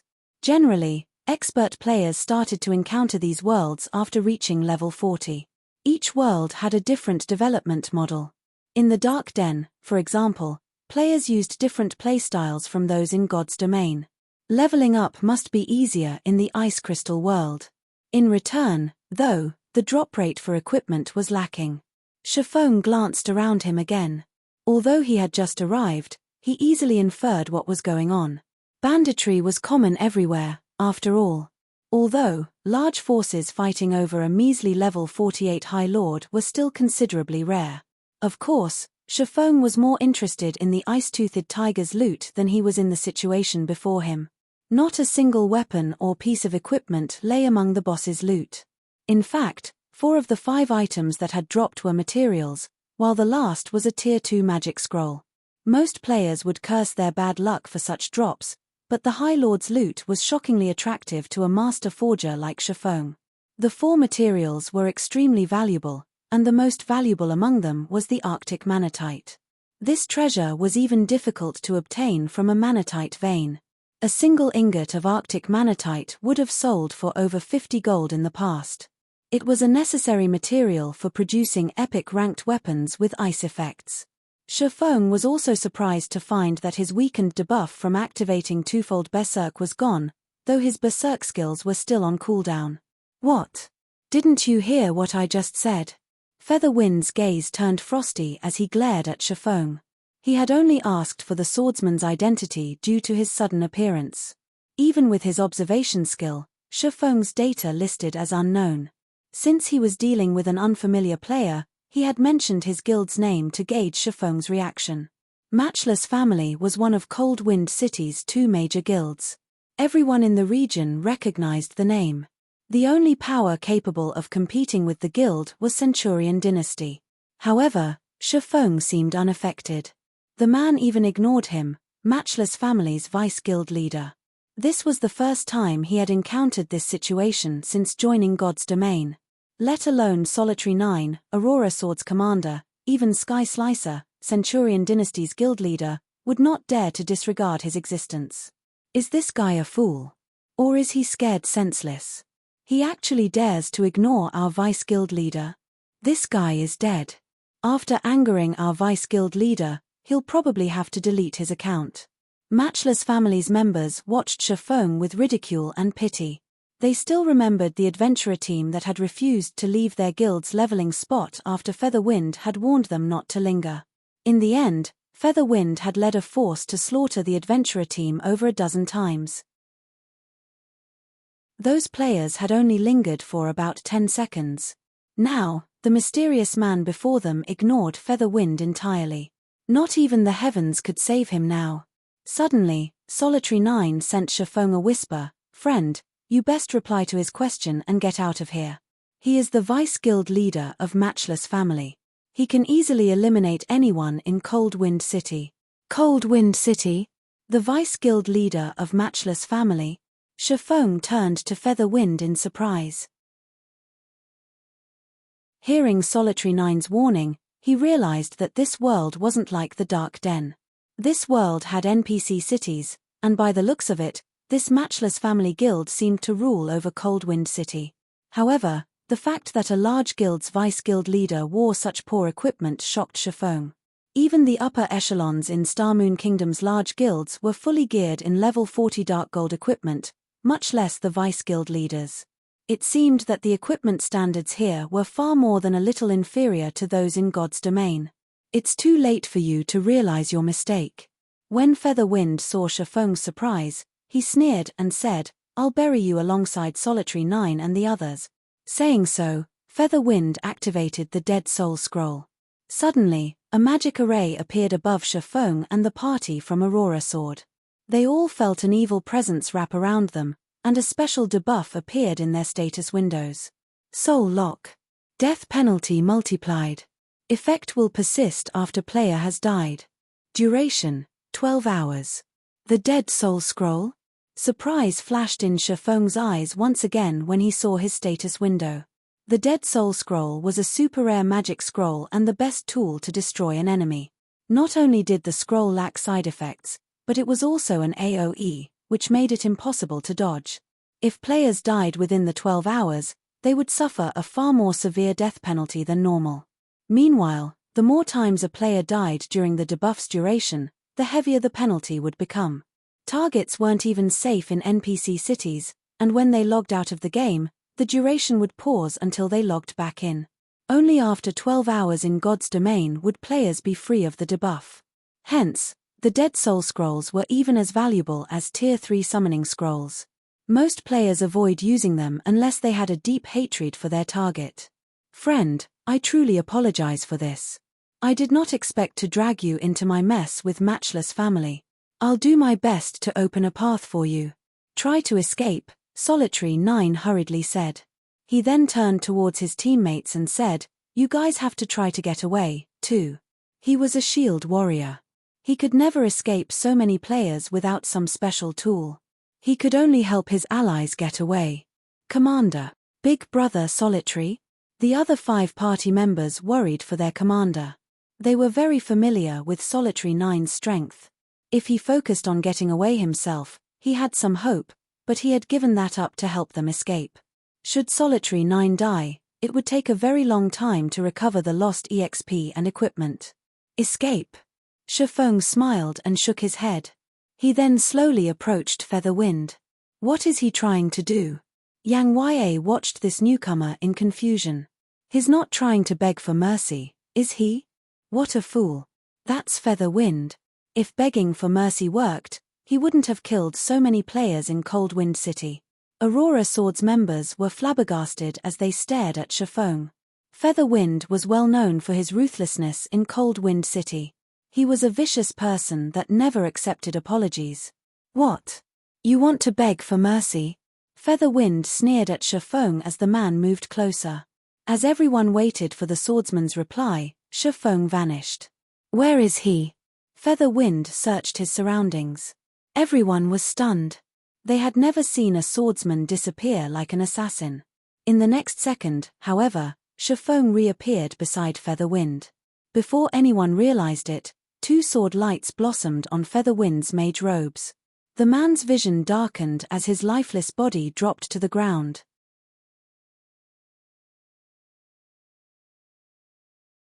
Chapter 1447, Monster-like Mysterious Expert. Chapter 1447, Monster-like Mysterious Expert. Chapter 1447, Monster-like Mysterious Expert. Silence dominated the area as every player stared at Featherwind's motionless corpse. Although Shifeng had not used any impressive techniques or skill, everyone was petrified. They even forgot to breathe. What just happened? The Vice Guild leader is dead. Just what did he do? Everything had happened so quickly that by the time they reacted, Featherwind, a top-tier expert and Matchless Family's Vice Guild leader, was already dead. He died. This is impossible. That's Featherwind we're talking about. He might not rank among the top 10 in Coldwind City, but he is still a top-tier expert in the top 20. How could an expert like that die so quickly? Even Lifeless Thorn, Coldwind City's #1 expert, couldn't achieve such a feat. Could he be Lifeless Thorn? Lifeless Thorn is a berserker. That guy is a swordsman.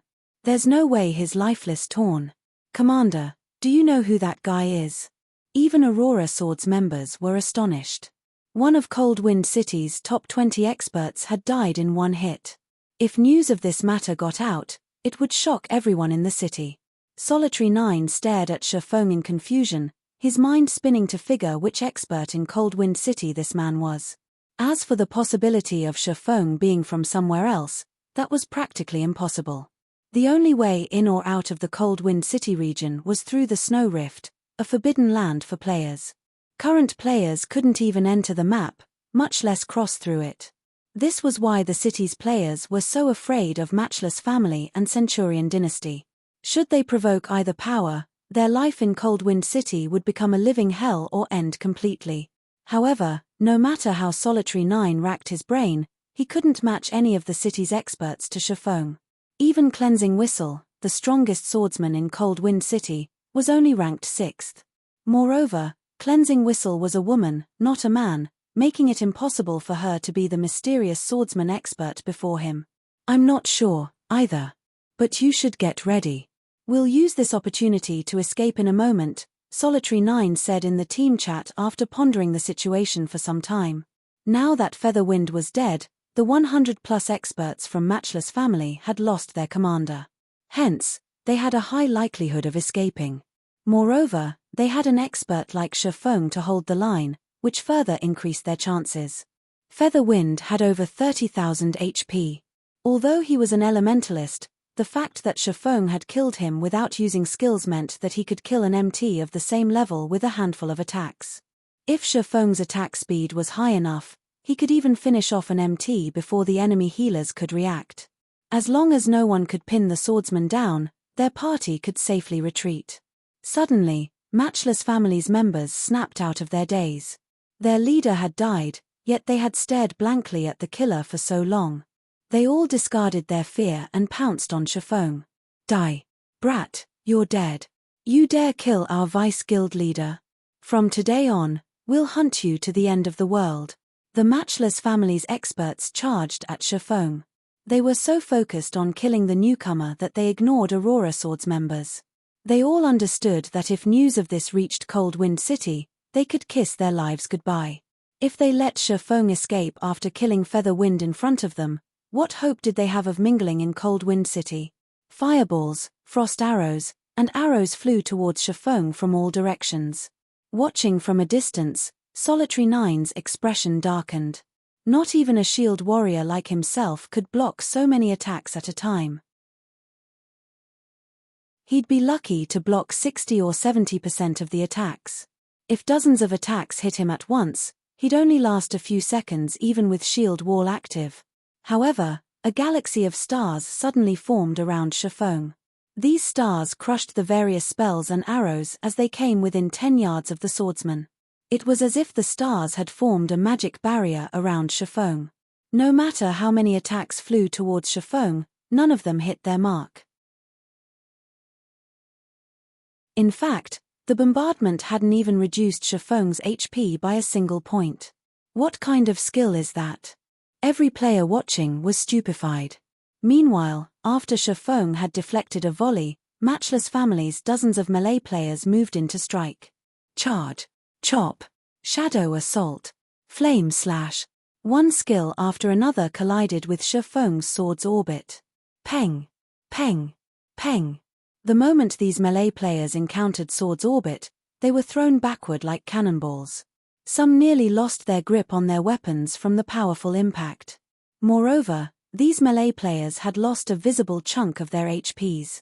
Even the Guardian Knights and Shield Warriors lost over 2,000 HP, and they had only received the damage from assaulting Shifeng with their shields. The other classes lost around 4,000 HP. 4,000 damage would even reduce an MT's HP by 1/10. How is this possible? Solitary 9 and his companions watched, dumbfounded. Don't be afraid of this trash. We have healers to recover our HP. I refuse to believe his skill can last forever, a member from Matchless Family shouted to his team. The other members nodded in response. They eyed Shifeng from the sidelines, waiting until the duration of whatever skill he was using came to an end. What? You don't want to play anymore? Shifeng shook his head and chuckled when he saw his opponent's hesitation. Since you won't come to me, I'll come to you. He had simply focused on defense to get a better idea of these players' combat standards. He had only instant-killed Featherwind to instill shock and fear into these players. Now that the enemy commander was dead, The remaining 100-plus experts were little more than test subjects to help him understand players' standards in the ice crystal world. Following which, Shifeng advanced and instantly appeared before a level 44 shield warrior, the sacred sword in his hand smoothly descending from an angle that the shield warrior couldn't evade. So fast. The shield warrior raised his shield in a panic. At the same time, his feet also unconsciously took a step back. The instant killing ray met the fine gold ranked shield, it left a scar in the metal, and the resulting impact threw the player over a dozen yards away. The shield warrior's HP fell by over 2,400. Following which, Shifeng brandished his swords at the nearby MTS. Without exception, he sent every MT flying. Monster. He isn't a player, he's a monster. Matchless Family's members were petrified as they watched Shifeng toss about their MTS. Normally, they were lucky to land blocked attacks that dealt over -100 damage during duels with these MTS, yet they received over -2,000 damage from Shifeng's attacks.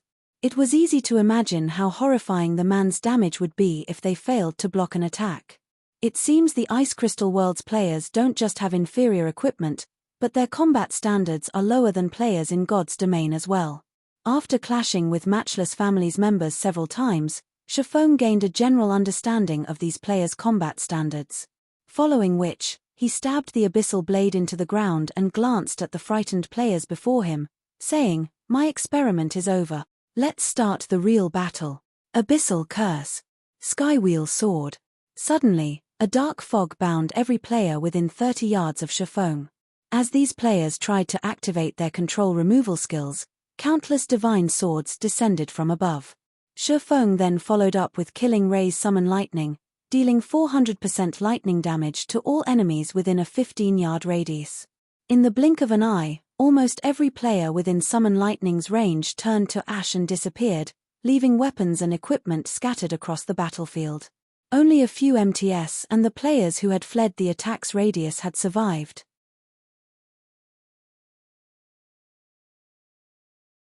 Chapter 1448, Shocking Cold Wind City.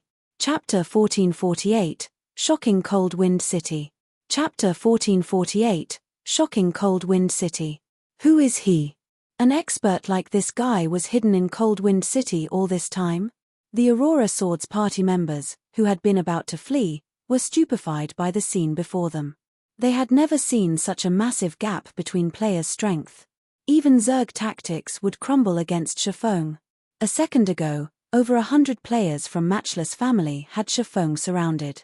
Now, however, only a dozen or so players were still standing.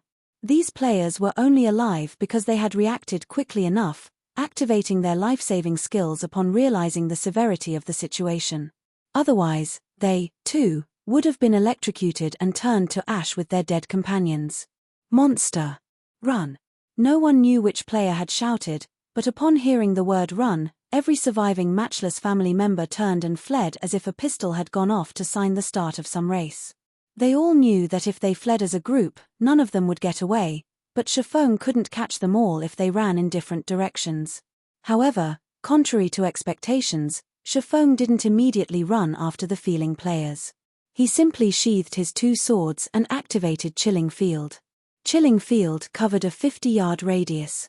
Upon activation, the skill enveloped every fleeing player. 9 dark grey swords appeared above the guild players. As Matchless Family's members focused on escape, they did not manage to react to the incoming attacks in time. As a result, the dark grey swords pierced their hearts with zero resistance, plundering the little HP they had remaining. After 2 waves of attacks, the last of Matchless Family's players transformed into particles of white light and disappeared, leaving only weapons and equipment in their places. Is he really a swordsman? Solitary 9 was thunderstruck as he watched the instantaneous slaughter. Among the dozen or so survivors, the closest had been 20 yards from Shifeng, while the farthest had been over 35 yards away, yet even from such a distance, Shifeng obliterated them effortlessly. With such attack capabilities, could anyone escape this man's wrath? Solitary 9's party members stared at Shifeng, shock and fear dancing in their eyes. Although they had encountered plenty of experts before, they had never felt so powerless before one. It had taken Shifeng only a few moves to wipe out over 100 experts from Matchless family. When they had first seen the swordsman, they hadn't thought much of him. However, chills crawled down their spines as they watched Shifeng calmly collect the loot littering the snowy ground. It was as if the thing walking towards them was some prehistoric beast, not a player. As Shifeng collected the dropped weapons and equipment, each item surprised him more than the last. Only a small fraction of the loot was system-made. Most of the weapons and equipment were crafted items. The lowest rank among these items was secret silver, while the highest quality items were dark gold rank. Every weapon and piece of equipment was level 40. Currently, even Zero Wing's prided candlelight trading firm could only mass-producing level 40 mysterious iron weapons and equipment. Only the top-ranking lifestyle players were capable of crafting level 40 fine gold weapons and equipment. Moreover, they could only craft a limited amount. One of the reasons for the low production volume was material rarity. Another reason was the low success rate, which resulted in high production costs. Rather than waste time trying to procure rare materials, most players simply purchased their weapons and equipment in the auction house. The fact that the majority of the weapons and equipment Matchless family's members had dropped were player-made was inconceivable. The development of weapon and equipment production on God's Domain's continent was already quite fast, yet it was nothing compared to Ice Crystal World. While Shifeng collected the scattered items, Solitary 9 took the initiative to approach the man. "Friend, thank you for earlier. If not for you, Matchless family's members would have killed us. I am Solitary 9, the commander of the Aurora Sword Adventurer team." Solitary 9 introduced himself. "If you have any problems in Cold Wind City, please feel free to contact me." Although Aurora Sword wasn't one of Cold Wind City's top adventurer teams, it was relatively well known. The team had over 100 members in total, and although they were strong enough to make major changes in the city, they could deal with minor issues. The other party members nodded eagerly. They both feared and revered Shifeng. If they spread the news about what had happened here, it would cause chaos in Cold Wind City. Matchless family was a peerless organization in Cold Wind City, yet Shifeng had slaughtered over 100 of its experts by himself. He was a monster-like existence. Countless players dreamed of befriending an expert like him. Cold Wind City? After giving the matter some thought, Shifeng asked, "Can you tell me a little about the situation in Cold Wind City?"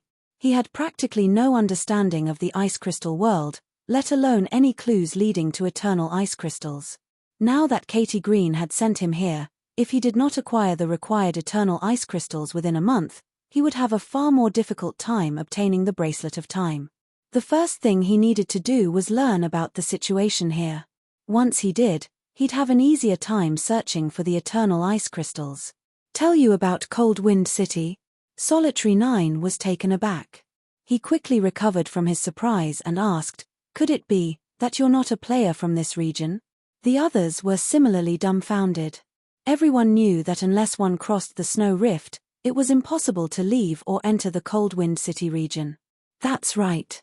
I'm not from this area." Shifeng nodded, feeling no particular need to hide the truth. After all, players in other worlds didn't always stay there. As they reached higher levels, the system would gradually integrate them into the rest of the game. Besides, it's not like they could do anything about his origin. Realization dawned Solitary 9 and the others. It was no wonder why they had never seen a monster like Shifeng in Cold Wind City. However, Solitary 9 and his companions couldn't help their rueful sighs. Solitary 9 was one of the top 3 MTS in Cold Wind City. He should rank near the top in other regions as well, but they had never imagined that other regions would have experts like this swordsman. It was easy to surmise that the expert standards in other regions were much higher than in Cold Wind City. This revelation was a mental blow. At the same time, though, they were eager to leave their city and explore other maps. Only, Solitary 9 and the others did not know that Shifeng was not from a different region in the Ice Crystal world. Rather, he had come from God's Domain's continent. Even in his home region, Shifeng only ranked among the top 100 on the God's Domain experts list.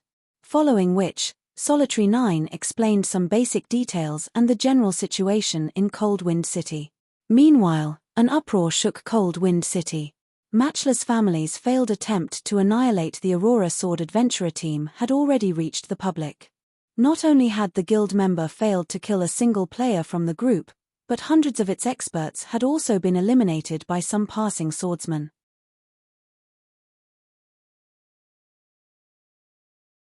Chapter 1449, Becoming Famous in Cold Wind City. Chapter 1449, Becoming Famous in Cold Wind City. Chapter 1449, Becoming Famous in Cold Wind City.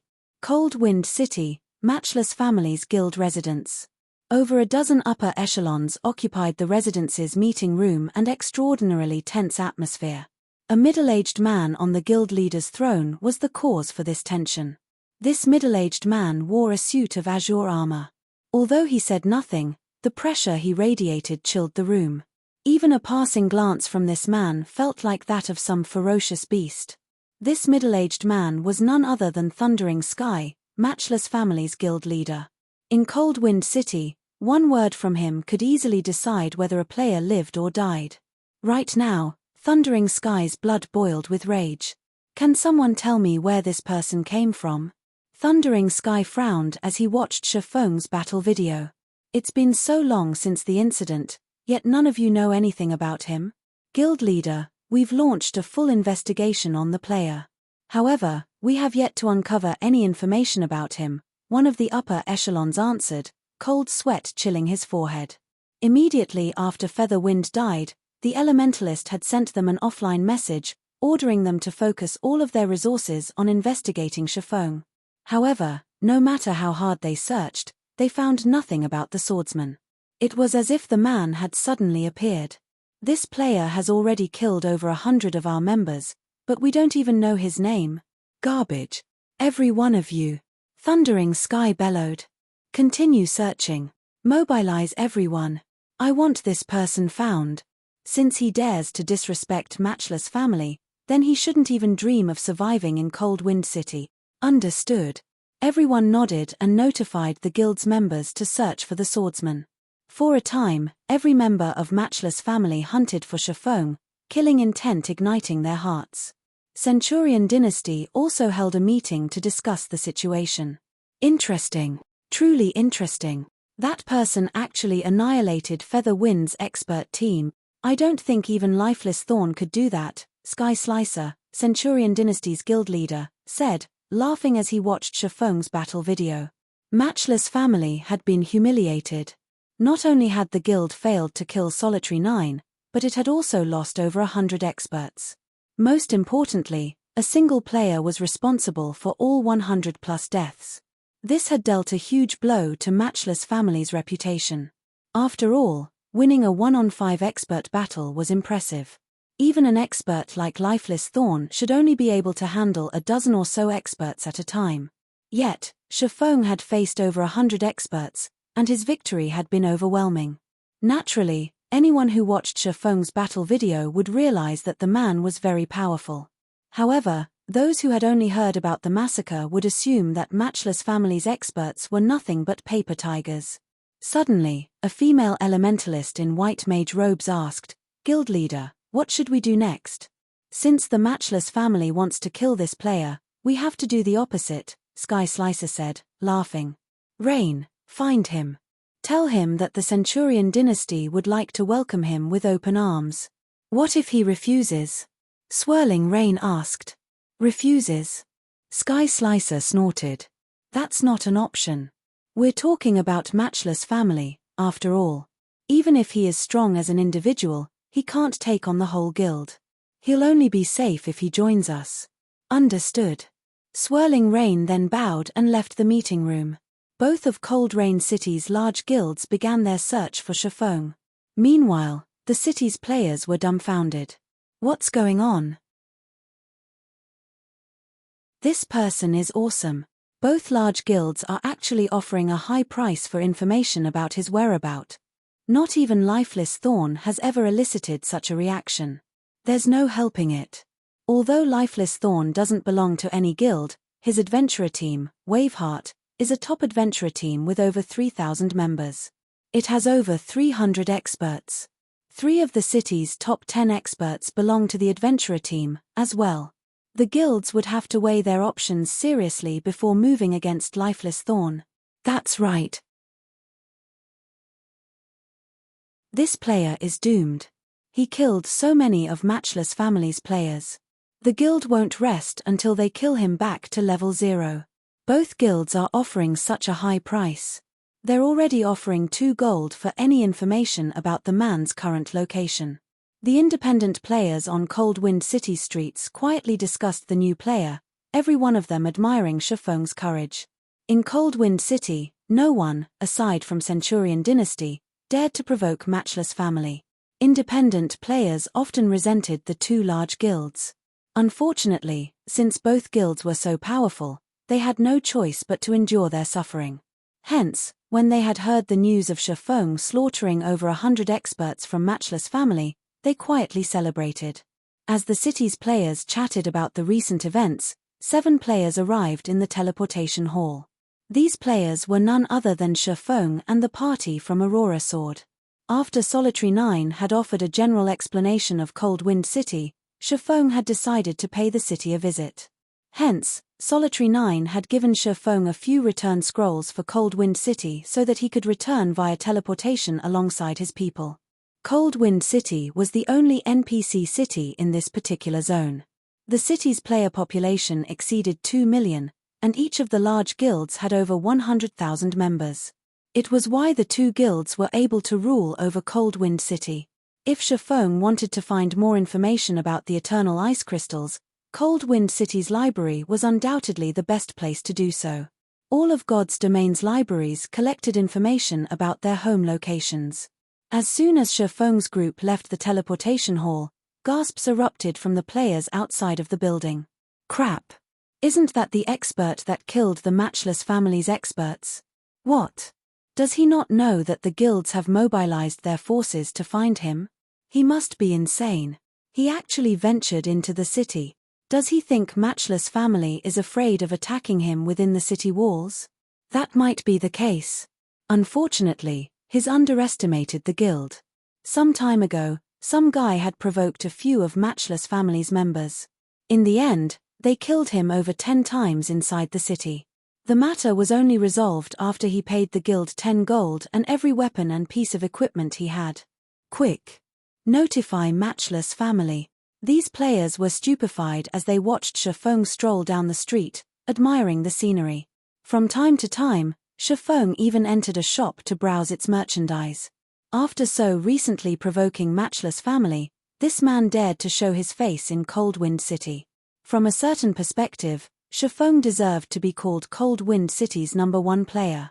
Shortly after Shifeng's arrival, news reached both large guilds. What? His shopping in the trade area? Are you sure?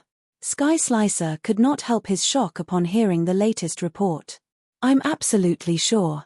I've compared his face to the person in the video, the assassin confirmed, nodding seriously. I'll head there immediately. Notify the main force members and tell them to gather in the trade area as soon as possible. Sky Slicer hurriedly instructed after digesting the information. Meanwhile, in Matchless Family's residence, when Thundering Sky received the news of Shifeng's appearance, he nearly shattered his desk. Daring bastard. After killing my subordinates, he still dares show his face. Notify every expert in the guild and tell them to hurry over. Halt all operations and quests temporarily. Thundering Sky bellowed. You're tuning in to the Celestial War YouTube channel.